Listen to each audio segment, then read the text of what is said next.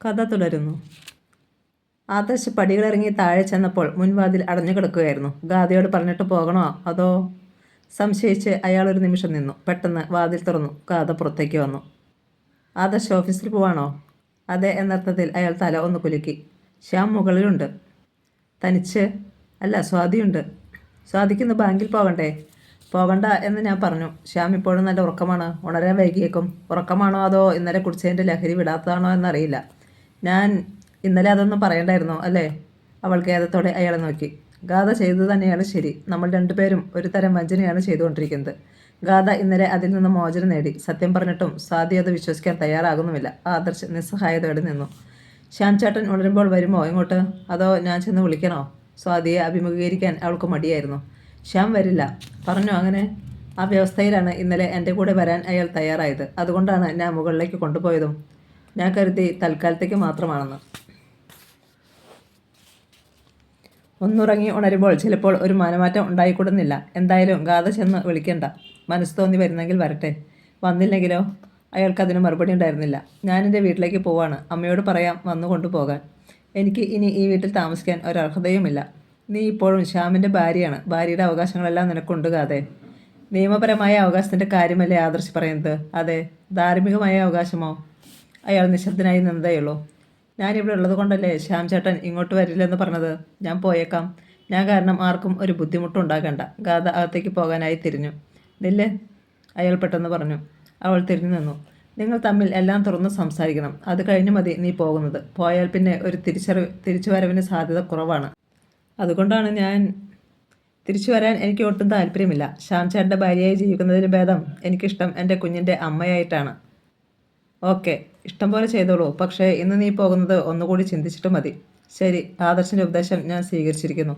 ഇന്ന് ഓഫീസിൽ പോകുന്നില്ലല്ലോ? അയാൾ ചോദിച്ചു. ഈ അവസ്ഥയിൽ ഞാനെങ്ങനെ പോകും? ലീവാണെന്ന് വിളിച്ചു പറഞ്ഞു. മിക്കവാറും ലോങ് ലീവ് എടുക്കേണ്ടി വരും. മനസ്സിന് സുഖമില്ലാതെ ജോലി ചെയ്യാൻ പറ്റില്ല. അത് ശരിയാണ്. സ്വാതിക്ക് എന്നോടുള്ള ദേഷ്യം കൂടിക്കാണും. എന്തിന്? എൻ്റെ ഭർത്താവിനെ ശുശ്രൂഷിക്കേണ്ട ഒരു കാര്യവും അവൾക്കില്ലല്ലോ. അവൾ ഇഷ്ടപ്പെടുന്നു കാണിച്ചില്ല. അത് ആദർശിനെ ധിക്കരിക്കാൻ വയ്യാത്തതുകൊണ്ടാണ്. അതാവണമെന്നില്ല. രണ്ടുപേരും ബാങ്ക് ഓഫീസർമാരല്ലേ? വർഗസ്നേഹം കാണിക്കാതിരിക്കുമോ? എന്നാലും ലോകത്ത് ഒരു ഭർത്താവും ചെയ്യാത്ത കാര്യമാണ് ആദർശ് ചെയ്തത്. എന്താണത്? ഭാര്യയെ അന്യപുരുഷനെ കൂട്ടിരുത്താൻ ഒരു ഭർത്താവും തയ്യാറാവുകയില്ല. ആദർശ് ഒന്ന് ചിരിച്ചു. ശ്യാംകുമാർ നിന്റെ ഭർത്താവായതുകൊണ്ടാണ് ഞാനതിന് തയ്യാറായത്. നിനക്ക് വേണ്ടി. അറിയാതെ അവളുടെ കണ്ണുകൾ നനഞ്ഞു. മതി, പോയിക്കോ. ഇനി നിന്നാൽ ഓഫീസിലെത്താൻ വൈകും, അവൾ പറഞ്ഞു. നീ ഒന്നുകൊണ്ട് വിഷമിക്കേണ്ട കാതെ. ശ്യാം നിന്നെ കൈയൊഴിഞ്ഞാൽ നിനക്ക് പിന്നെ ആരുമില്ലല്ലോ എന്ന വിചാരമൊന്നും വേണ്ട. നിനക്ക് ഞാനുണ്ടാവും. വേണ്ട ആദർശ്, അങ്ങനെ പറയരുത്. ചിന്തിക്കുക പോലും ചെയ്യരുത്. സ്വാതിയുടെ ഭർത്താവാണ് ആദർശ്. അത് മറന്ന് ഒന്നും ചെയ്യരുത്. ചെയ്യാൻ പാടില്ല. പോയിക്കോ. ഗാഥ അകത്ത് കയറി വാതിലടച്ചു. അവളുടെ കണ്ണുകളിൽ നിന്ന് ധാരയായി കണ്ണീരൊഴുകി മാറിടത്തിലേക്ക് പതിച്ചു. എന്തിനാണ് ചേരേണ്ടവരെ തമ്മിൽ ദൈവം പിരിക്കുന്നത്? എന്തിനാണ് ചേരാൻ പാടില്ലാത്തവരെ തമ്മിൽ ദൈവം കൂട്ടിക്കെട്ടുന്നത്? ഈ തമാശകളി എത്ര ക്രൂരമാണെന്ന് അദ്ദേഹം അറിയുന്നില്ലേ?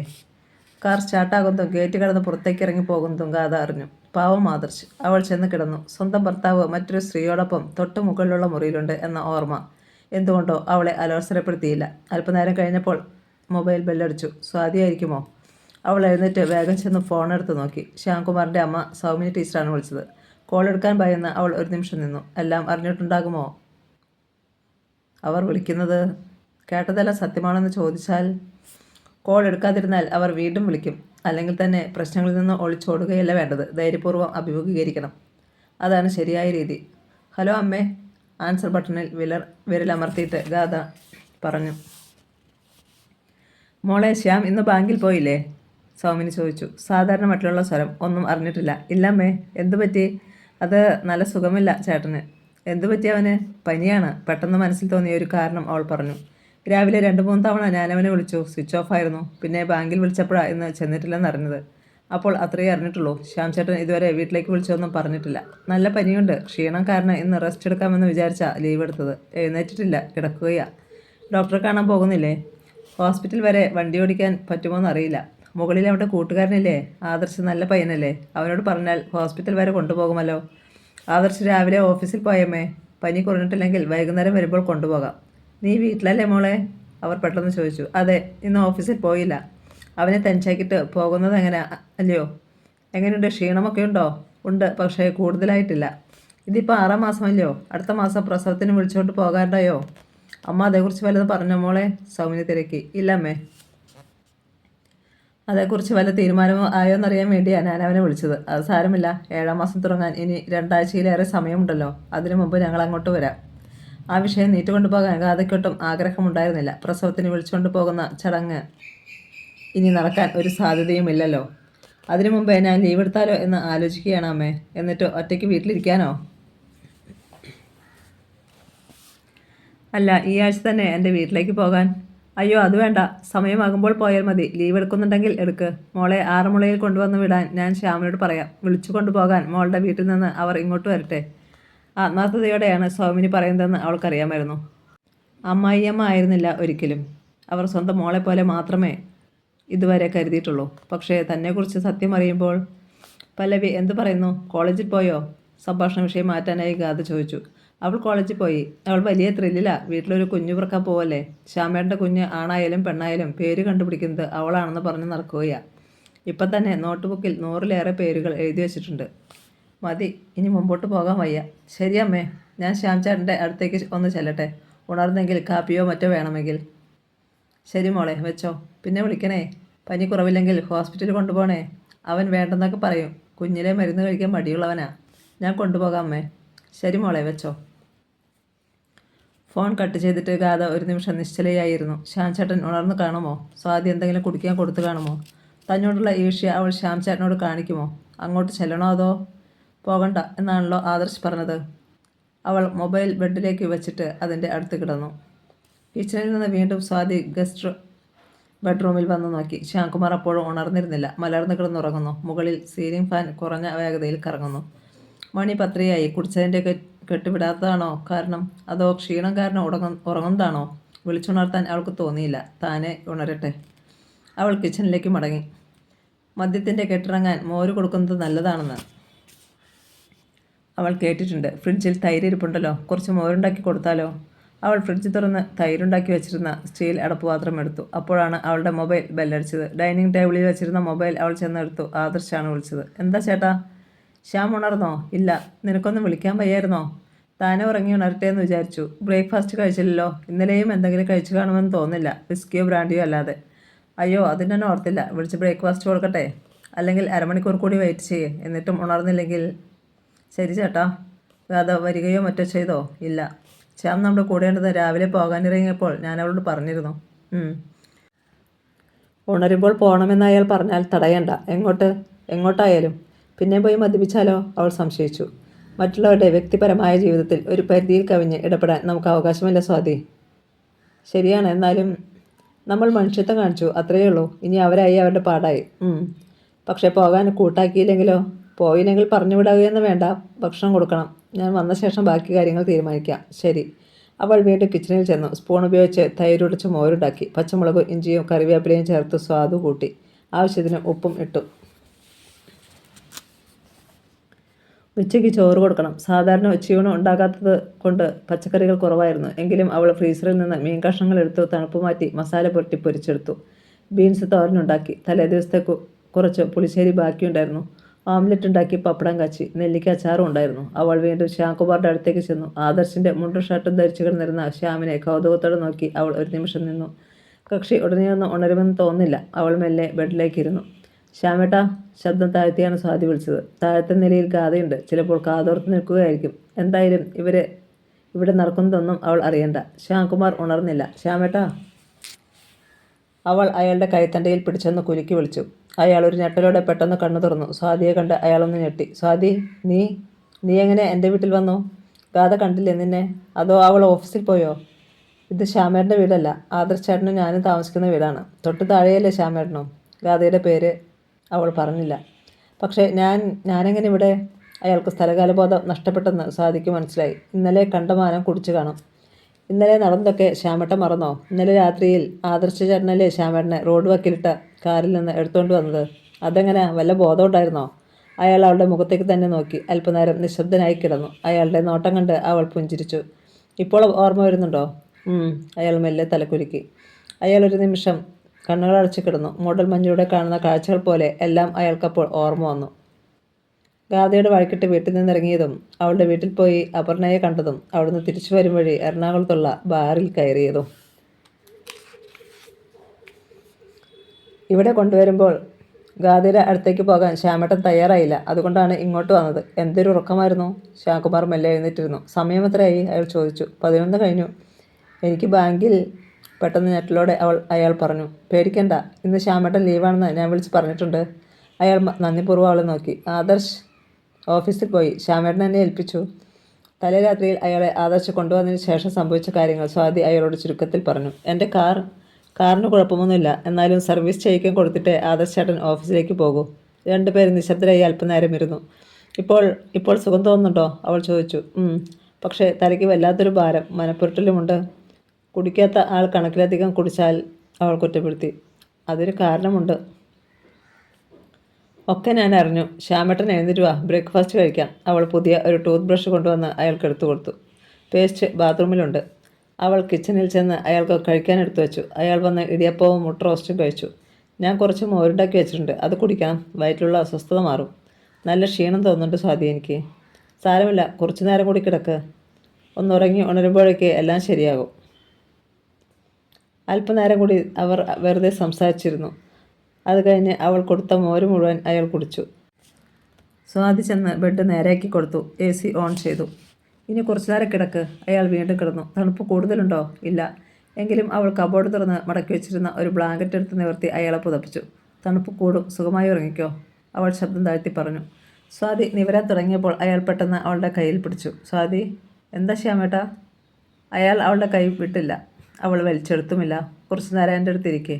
അവൾ ബെഡിൽ അയാളുടെ അടുത്തിരുന്നു. ഇന്നലെ ഞാൻ കുടിച്ചത് മനസ്സിൻ്റെ വിഷമം മറക്കാനൊന്നുമല്ലായിരുന്നു, പിന്നെ മരിക്കാൻ. കാർ ഏതെങ്കിലും വണ്ടിയിലിടിച്ച്. ശ്യാമേട്ടാ, അവൾ ഞെട്ടലോടെ വിളിച്ചു. ഞാൻ ഇനി എന്തിനു ജീവിക്കണം? തകർന്നില്ല എല്ലാം. എനിക്കിനി അവളെ ഭാര്യയായി കാണാൻ പറ്റില്ല, സ്നേഹിക്കാൻ പറ്റില്ല. സ്വാതി മിണ്ടിയില്ല. എൻ്റെ ജീവിതം ഒരു വലിയ പരാജയമാണ്. എനിക്ക് നിന്നെ കിട്ടിയില്ല. അത് ആദ്യത്തെ തോൽവി. കിട്ടിയവളോ മറ്റൊരുത്തിൻ്റെ ബീജവുമായി വന്നവൾ. എനിക്ക് ആരുമില്ല, എന്നെ സ്നേഹിക്കാൻ ആരുമില്ല. അയാളുടെ ശബ്ദമിടറി. ശ്യാമേട്ടനെ സ്നേഹിക്കാൻ ആരുമില്ലെന്ന് സ്വയം അങ്ങ് തീർച്ചപ്പെടുത്തിയോ? പിന്നെ ആരുണ്ട്? ഞാനുണ്ട് ശ്യാമേട്ടന്. ശ്യാംകുമാർ വിശ്വാസം വരാതെ അവളുടെ കണ്ണുകളിലേക്ക് നോക്കി കിടന്നു. പക്ഷേ നീ വേറൊരു പുരുഷൻ്റെ ഭാര്യയാണ്. അതെ, അത് മറന്നിട്ടല്ല ഞാൻ പറയുന്നത്. ഞാൻ വേറൊരു പുരുഷൻ്റെ ഭാര്യയായി, ശ്യാമേട്ടൻ വേറൊരു സ്ത്രീയുടെ ഭർത്താവുമായി. പക്ഷേ മുമ്പുണ്ടായിരുന്ന നമ്മുടെ സ്നേഹത്തിന് എന്തെങ്കിലും കുറവ് വന്നിട്ടുണ്ടോ? ഇല്ല, കൂടിയിട്ടേ ഉള്ളൂ. പിന്നെന്തിനാ എന്നെ അവിശ്വസിക്കുന്നത്? എനിക്ക് നിന്നെ വിശ്വാസമാ സ്വാതി. നിന്നെ മാത്രമേ വിശ്വാസമുള്ളൂ. ഇനി ചീത്ത ചിന്തകളൊന്നും മനസ്സിൽ കൊണ്ട് നടക്കരുത്. ആരുമില്ലെങ്കിലും ശ്യാമേട്ടനും ഞാനുണ്ട്. അത് മതി, അത് മാത്രം മതി. ഇനി എൻ്റെ പൊന്ന് കുറച്ചു നേരം കണ്ണടച്ച് കിടക്ക്. ശ്യാംകുമാർ അപ്പോഴും അവളുടെ കൈ വിട്ടിരുന്നില്ല. അവൾ മെല്ലെ അയാളുടെ വിരലുകൾ എടുത്തു മാറ്റിയിട്ട് മുറിയിൽ നിന്ന് ഇറങ്ങി വാതിലടച്ചു. 2 മണി കഴിഞ്ഞപ്പോൾ ശ്യാംകുമാർ എഴുന്നേറ്റ് വന്നു. അപ്പോഴേക്ക് അയാൾക്ക് കൂടുതൽ പ്രസരിപ്പ് കിട്ടിയിരുന്നു. ഊണ് കഴിക്കാം, സ്വാതി പറഞ്ഞു. നല്ല വിശപ്പുണ്ട്. അയാൾ കൈ കഴുകി വന്നപ്പോൾ അവൾ ഡൈനിങ് ടേബിളിൽ ചോറും കറികളും നിരത്തി വെച്ചിരുന്നു. അവൾ അടുത്ത് നിന്നുകൊണ്ട് അയാൾക്ക് എല്ലാം വിളമ്പിക്കൊടുത്തു. നീയും കഴിക്കും സ്വാതി. അടുത്ത കസേരയിൽ ഇരുന്നു കൊണ്ട് അവളും ഊണ് കഴിച്ചു. ഒരിക്കലും നടക്കില്ലെന്ന് ഇന്നലെ വരെ ഞാൻ വിചാരിച്ച ഒരാഗ്രഹം ഇന്ന് സാധിച്ചു, അയാൾ പറഞ്ഞു. എന്താണ്? കൗതുകത്തോടെ അവൾ ചോദിച്ചു. നിന്റെ കൈക്കൊണ്ടുണ്ടാക്കി നീ വച്ചു വിളമ്പുന്ന ഭക്ഷണം കഴിക്കാൻ. സ്വാതി ചിരിച്ചു. അവർ ഊണ് കഴിഞ്ഞപ്പോഴാണ് ആദർശ് വന്നത്. എങ്ങനെയുണ്ട് ഇപ്പോൾ? അയാൾ പുഞ്ചിരിയോടെ തിരക്കി. ഇപ്പോൾ എല്ലാം ഓക്കെ ആയിട്ടുണ്ട്, ശ്യാം പറഞ്ഞു. കാർ നാളെ സർവീസിങ് കഴിഞ്ഞ് കിട്ടും. അത് മതി. ഇനി എന്താണ് പ്ലാൻ? ആദർശ് ചോദിച്ചു.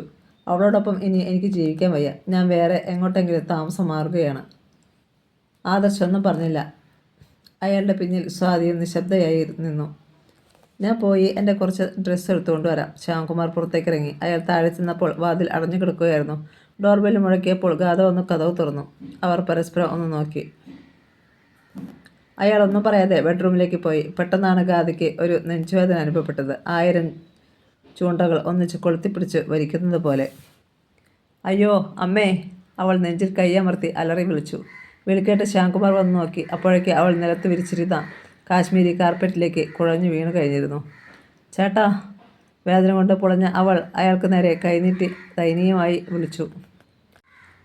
അവളെ തന്നെ കണ്ണിമയ്ക്കാതെ നോക്കി നിന്നതല്ലാതെ ശ്യാംകുമാർ ഒരടി പോലും മുന്നോട്ട് വച്ചില്ല. ഗാഥയുടെ ഉയർത്തിയ കൈ ഒടുവിൽ ശബ്ദത്തോടെ നിലത്തേക്ക് പതിച്ചു. ആദർശ് ചിന്തയിൽ മുഴുകി താടിയിൽ തടവി ഇരുന്നു. അയാളുടെ മനസ്സിലൂടെ കടന്നു പോകുന്നത് എന്താണെന്ന് സ്വാതിക്ക് മനസ്സിലായില്ല. ഏട്ടൻ എന്താണ് ആലോചിക്കുന്നത്? ഇതിപ്പോൾ കൂടാരത്തിനുള്ളിലേക്ക് തല നീട്ടാൻ ഒട്ടകത്തിന് അവസരം കൊടുത്തതുപോലെ ആയല്ലോ. എന്നുവെച്ചാൽ കൂടാരത്തിനുള്ളിലുള്ളവരെ ചവിട്ടി പുറത്താക്കിയിട്ട് ഒട്ടകം അതിനുള്ളിൽ താമസമാക്കും. അയാൾ പറഞ്ഞത് എന്നിട്ടും അവൾക്ക് പിടികിട്ടിയില്ല. എനിക്ക് ഈ കടങ്കഥകളൊന്നും കേട്ട് പരിചയമില്ല. ശ്യാം താഴേക്ക് പോയത് എന്തിനാണ്? അയാളുടെ ഡ്രസ്സ് എടുത്തു കൊണ്ടുവരാനല്ലേ? അതെ, ഏട്ടൻ്റെ മുണ്ടും ഷർട്ടുമല്ലേ ഇന്നലെ രാത്രിയിൽ ധരിക്കാൻ കൊടുത്തത്. കുളി കഴിഞ്ഞ് അത് മാറണ്ടേ? അവൾ ന്യായീകരിച്ചു.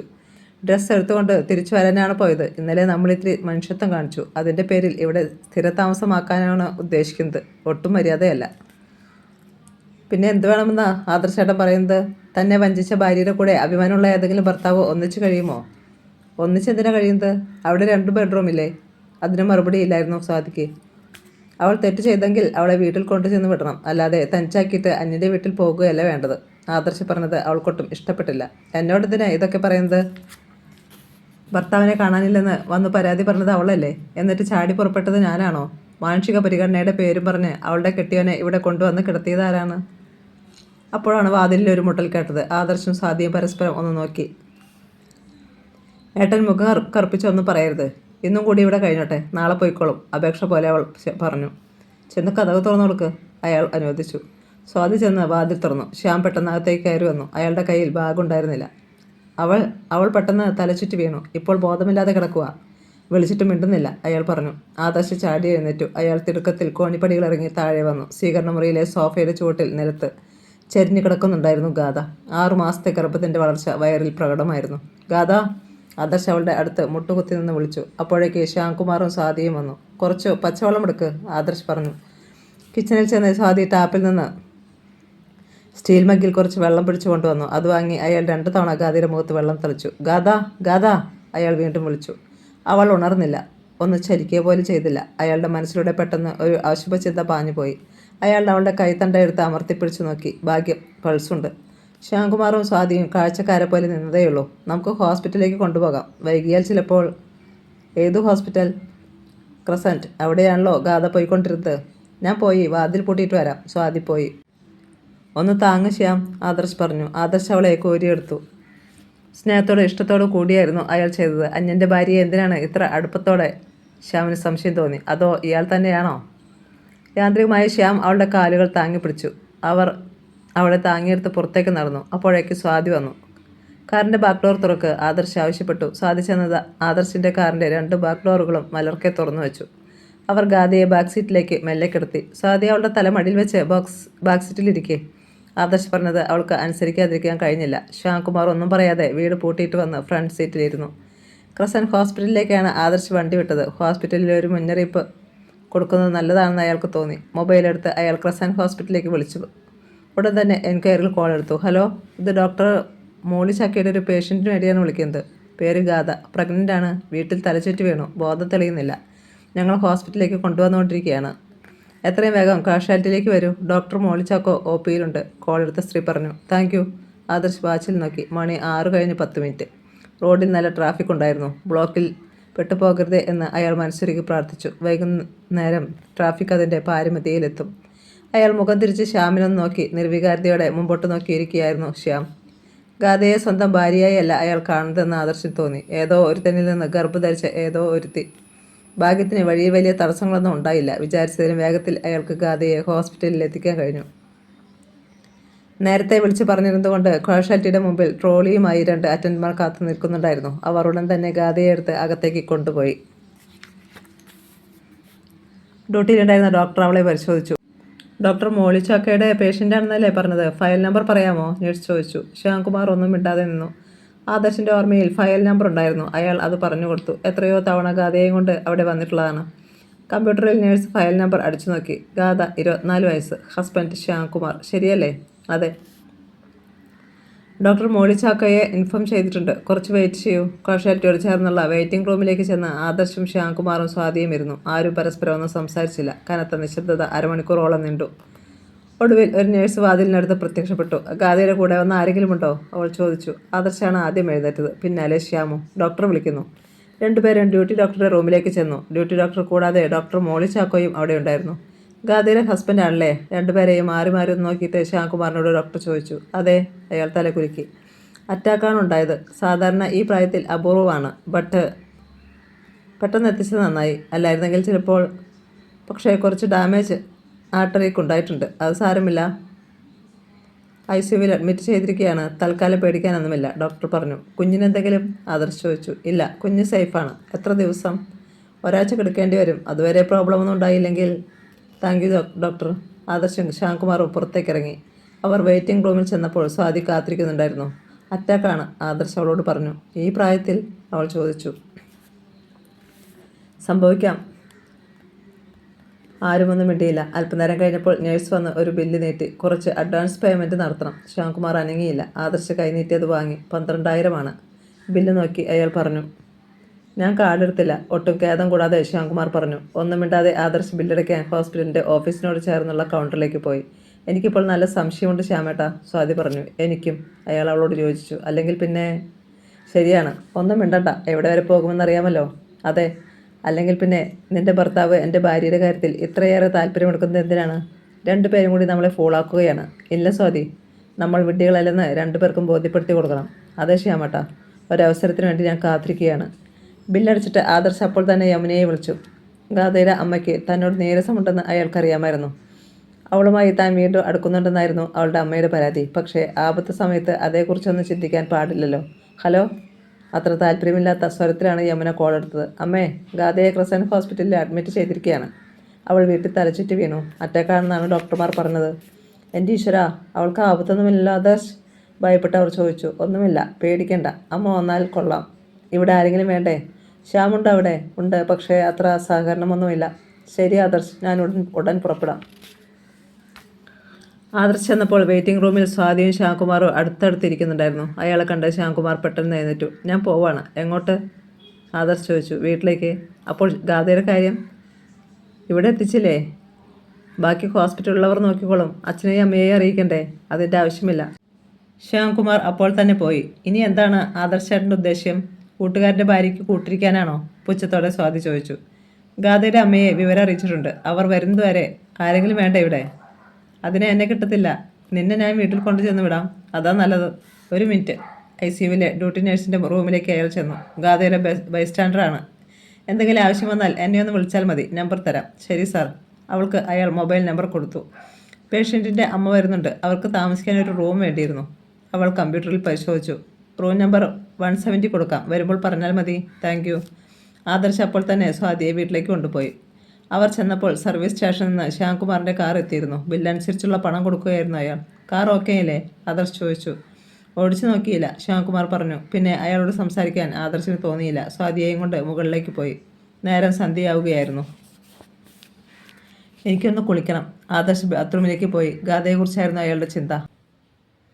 അവൾ ആരോരുമില്ലാതെ ICUവിലാണ്. വല്ലാത്തൊരു ജന്മം തന്നെയാണ് അവളുടേത്. അവളുടെ ജീവിതം ഇങ്ങനെയൊക്കെയായി തീർന്നതിൽ വലിയ ഒരു പങ്ക് തനിക്കുമുണ്ട്. അതോർത്തപ്പോൾ അയാൾക്ക് ആത്മനിന്ദ തോന്നി. അച്ഛനെയും അമ്മയെയും അനുസരിക്കാൻ പോയതുകൊണ്ടാണ് ഗാഥ ഇന്ന് ഈ വേദനയും അപമാനവും സഹിക്കേണ്ടി വരുന്നത്. അയാൾ കുളി കഴിഞ്ഞ് വേഷം മാറി വന്നപ്പോഴും സ്വാതി സ്വീകരണ മുറിയിലെ സോഫയിൽ ഒരു പ്രതിമ പോലെ ഇരിക്കുകയായിരുന്നു. ഞാൻ കരുതി നീ ഒരു ചായ ഉണ്ടാക്കുമെന്ന്. എന്താ, കാൻറ്റീനിൽ ചായ കിട്ടില്ലേ? എടുത്തടിച്ചതുപോലെ സ്വാതി ചോദിച്ചു. മനസ്സിലായില്ല. ഹോസ്പിറ്റലിലെ കാൻറ്റീനിൽ ചായ കിട്ടില്ലേ എന്നാണ് ചോദിച്ചത്, അവൾ വിശദമാക്കി. അതുകൊണ്ട് അവിടെ ചെന്ന് കുടിച്ചാൽ പോരെ? അയാൾ അവളെ ഒന്ന് നോക്കി. എനിക്കറിയാം, ഇവിടെ ഇരിപ്പുറയ്ക്കുന്നില്ല. അവൾ അവിടെ തനിച്ച് കിടക്കുമല്ലേ? പോയിക്കോ. ഞാൻ പിടിച്ചു നിർത്തിയാലും നിൽക്കത്തില്ലല്ലോ. ഗാഥയുടെ അമ്മ വീട്ടിൽ നിന്ന് പുറപ്പെട്ടിട്ടുണ്ട്. അവർ വരുന്നതുവരെ ഉത്തരവാദിത്തപ്പെട്ട ആരെങ്കിലും ഹോസ്പിറ്റലിൽ ഉണ്ടാകുന്നത് നല്ലതാണ്, ശാന്തസ്വരത്തിൽ ആദർശ് പറഞ്ഞു. അവളുടെ ഭർത്താവിനുള്ളതിൽ കൂടുതൽ എന്ത് ഉത്തരവാദിത്തമാണ് നിങ്ങൾക്കുള്ളത്? സ്വാതിയുടെ ഒച്ച ഉയർന്നു. അയാൾ അതിന് മറുപടി പറഞ്ഞില്ല. ഞാനൊരു കാര്യം ചോദിച്ചാൽ സത്യം പറയുമോ? അവൾ അയാളെ അഭിമുഖീകരിച്ചു. എന്താണ്? അവളുടെ വയറ്റിൽ കിടക്കുന്ന കുഞ്ഞിൻ്റെ കാരണക്കാരൻ ആരാണെന്ന് അറിയാമോ? അറിയാം. ആരാണ്? ഞാനാണ്. അവൾ ഞെട്ടലോടെ അയാളെ നോക്കി. എന്നോട് നുണ പറയരുത്. അവസാനത്തെ ഒരു പിടിവലിക്കായി അവൾ ചോദിച്ചു. സത്യമാണ് പറഞ്ഞത്. വിവാഹത്തിന് മുമ്പ് ഞങ്ങൾ തമ്മിൽ സ്നേഹത്തിലായിരുന്നു. ഗാഥയുടെ വയറ്റിൽ വളരുന്ന കുഞ്ഞ് എൻ്റേതാണ്. നിലത്തേക്ക് കണ്ണുകളൂന്നി അവൾ ഭദ്രയെ പോലെ നിന്നു. സ്വാതി, അയാൾ വിളിച്ചു. വെറുപ്പോടെ അവൾ മുഖത്തിരിച്ചു. ആദ്യം മുതലേ എനിക്ക് സംശയമുണ്ടായിരുന്നു. പക്ഷേ അങ്ങനെയാവരുത് എന്ന് ഞാൻ പ്രാർത്ഥിച്ചു. നിങ്ങളുടെ ഓരോ പ്രവൃത്തിയും അത്തരത്തിലുള്ളതായിരുന്നു. ഗാഥ ഗർഭിണിയാണെന്ന് അവൾക്കോ എനിക്കോ അറിയില്ലായിരുന്നു. അറിയുമായിരുന്നെങ്കിൽ ശ്യാംകുമാർ അവളുടെ ഭർത്താവോ നീ എൻ്റെ ഭാര്യയോ ആകുമായിരുന്നില്ല. ഇല്ല, അഴിഞ്ഞാടി നടക്കുന്നവർ അത്ര അന്തസ്സ് കാണിക്കുമെന്ന് ഞാൻ വിചാരിക്കുന്നില്ല. സ്വാതിയുടെ കവിളത്ത് ആഞ്ഞടിക്കാനാണ് അയാൾക്ക് തോന്നിയത്. പക്ഷേ അയാൾ സംയമനം പാലിച്ചു. അവൾക്കത് പറയാനുള്ള അവകാശമുണ്ട്. അവളോ ഞാനോ അഴിഞ്ഞാടി നടന്നവരല്ല. ആണുങ്ങളും പെണ്ണുങ്ങളും പരസ്പരം സ്നേഹിക്കാറുണ്ട്. ആ സ്നേഹം എപ്പോഴും വിവാഹത്തിൽ എത്തണമെന്നില്ല. മാനമര്യാദയ്ക്ക് ജീവിക്കുന്ന കുടുംബങ്ങളിലെ ഒരാണും ഒരു പെണ്ണും ഇത്തരം പ്രവൃത്തികൾ ചെയ്യുകയില്ല. മാന്യമര്യാദയ്ക്ക് ജീവിക്കുന്ന കുടുംബത്തിലാണ് നീ വളർന്നതെന്നാണോ അവകാശപ്പെടുന്നത്? അതെ, ഞങ്ങളുടെ കുടുംബങ്ങളിലൊന്നും ഇത്തരം വൃത്തിക്കേടുകൾ സംഭവിക്കാറില്ല. ഇതുവരെ ഞാൻ ചോദിച്ചിട്ടില്ല. ചോദിക്കുന്നത് അന്തസ്സുള്ള കാര്യമല്ലെന്ന് അറിയാവുന്നതുകൊണ്ടാണ്. ഇനി പറ, നിനക്കൊരു ആണിനോട് സ്നേഹം തോന്നിയിട്ടില്ലേ? അവൾ മറുപടി പറയാൻ ഒരു നിമിഷം എടുത്തു. ഇല്ല, അങ്ങനെ പറയാനേ അവൾക്ക് കഴിയുമായിരുന്നുള്ളൂ. കല്യാണത്തിന് മുമ്പ് നിന്റെ ജീവിതത്തിൽ ഒരു പുരുഷനുണ്ടായിട്ടില്ല? അയാൾ വീണ്ടും ചോദിച്ചു. ഇല്ല, നിങ്ങൾക്ക് വിശ്വസിക്കാൻ കഴിയില്ലെന്ന് എനിക്കറിയാം. കാരണം സ്വന്തം അനുഭവത്തിൻ്റെ വെളിച്ചത്തിലല്ലേ മറ്റുള്ളവരെയും വിലയിരുത്തുന്നത്. ഞാൻ നിന്നെ വിശ്വസിക്കുന്നു സ്വാതി. എങ്കിലും ഞാൻ പറയട്ടെ, സ്നേഹിക്കുന്നത് ഒരു തെറ്റാണെന്ന് എനിക്ക് തോന്നിയിട്ടില്ല. പക്ഷേ കള്ളം പറയുന്നത് ക്ഷമിക്കാനാവാത്ത തെറ്റ് തന്നെയാണ്. അതുകൊണ്ടാണ് സത്യം ഞാൻ ഇന്ന് നിന്നോട് തുറന്നു പറഞ്ഞത്. അറിയാതെ സ്വാതിയുടെ മുഖം വിളറി. നിന്നെപ്പോലെ പരിശുദ്ധിയായ ഒരു പെൺകുട്ടിക്ക് എന്നെപ്പോലെ ഒട്ടും പരിശുദ്ധനല്ലാത്ത ഒരു ഭർത്താവിനെ ആയിരുന്നില്ല കിട്ടേണ്ടത്. ദൈവത്തിന് പറ്റിയ തെറ്റാണ്. അല്ലെങ്കിൽ പിന്നെ... പെട്ടെന്ന് സ്വാതിയുടെ മൊബൈൽ ബെല്ലടിച്ചു. അവൾ ചെന്ന് അതെടുത്തു. ശ്യാംകുമാറാണ് വിളിച്ചത്. അവൾ പെട്ടെന്ന് ക്യാൻസൽ ബട്ടണിൽ വിരലമർത്തി. ഹോട്ടലിൻ്റെ മുമ്പിൽ കാർ പാർക്ക് ചെയ്തിട്ട് ശ്യാംകുമാർ റെസ്റ്റോറൻറ്റിലേക്ക് കയറി ചെന്നു. അത്താഴം കഴിക്കുക, എന്നിട്ട് വീട്ടിൽ പോയി കിടന്ന് സുഖമായി ഉറങ്ങുക. ഇനി ഗാഥ എന്ന സ്ത്രീ തൻ്റെ ജീവിതത്തിലില്ല. അവൾ തൻ്റെ ഭാര്യയല്ല. ആലോചിച്ച ഒരു തീരുമാനത്തിലെത്തിക്കഴിഞ്ഞപ്പോൾ മനസ്സിന് നല്ല സുഖം അനുഭവപ്പെട്ടു. സാർ, എന്താണ് കഴിക്കാൻ വേണ്ടത്? വെയിറ്റർ വന്ന് ചോദിച്ചു. ഒരു നെയ് റോസ്റ്റ്. വെയിറ്റർ പോയി. നാളെ വീട്ടിലേക്ക് പോകണം. അച്ഛനോടും അമ്മയോടും എല്ലാം തുറന്നു പറയണം. ഡൈവേഴ്സ് മാത്രമേ ഉള്ളൂ മുന്നിലുള്ള ഏക പോംവഴി. മകൻ്റെ ദുര്യോഗമേർത്ത് അച്ഛനും അമ്മയും ദുഃഖിക്കുമായിരിക്കും. പക്ഷേ അന്യൻ്റെ കുഞ്ഞ് തന്നെ അച്ഛനെന്ന് വിളിക്കുന്നത് കേൾക്കാൻ അവർ ഒരിക്കലും ആഗ്രഹിക്കുകയില്ല. അതിനു മുമ്പ് സ്വാതിയെ കണ്ട് സംസാരിക്കണം. നേരത്തെ അവളൊന്ന് വിളിച്ചിട്ട് കിട്ടിയില്ല. ഒരുപക്ഷെ അയാൾ അടുത്തുണ്ടായിരുന്നിരിക്കണം. നെയ്റോസ്റ്റ് വന്നു, കാപ്പിയും. അത് കഴിക്കുന്നതിനിടയിൽ അയാൾ വീട്ടിലേക്ക് വിളിച്ചു. സൗമിനിയാണ് റിസീവർ എടുത്തത്. പനി കുറവുണ്ടോ മോനെ? അവർ ചോദിച്ചു. ഉണ്ടമ്മേ. ഗാഥയെ ഞാൻ 2-3 വട്ടം വിളിച്ചു, കിട്ടിയില്ല. അവളെന്തിനാ ഫോൺ സ്വിച്ച് ഓഫ് ചെയ്തിരിക്കുന്നത്? എനിക്കറിയില്ല. നാളെ ഞാൻ വീട്ടിലേക്ക് വരുന്നുണ്ടമ്മേ. 2 പേരും കൂടാണോ? അല്ല, തനിച്ചാ. അതാ നല്ലത്. ഈ സമയത്ത് ആ കുട്ടി യാത്ര ചെയ്യാതിരിക്കുന്നതാ ബുദ്ധി. നേരത്തെ ഒരു പ്രശ്നമുണ്ടായതല്ലേ. നാളെ കാണാമമ്മേ. അതേക്കുറിച്ച് കൂടുതൽ സംസാരിക്കാൻ ആഗ്രഹിക്കാതെ അയാൾ കോൾ കട്ട് ചെയ്തു.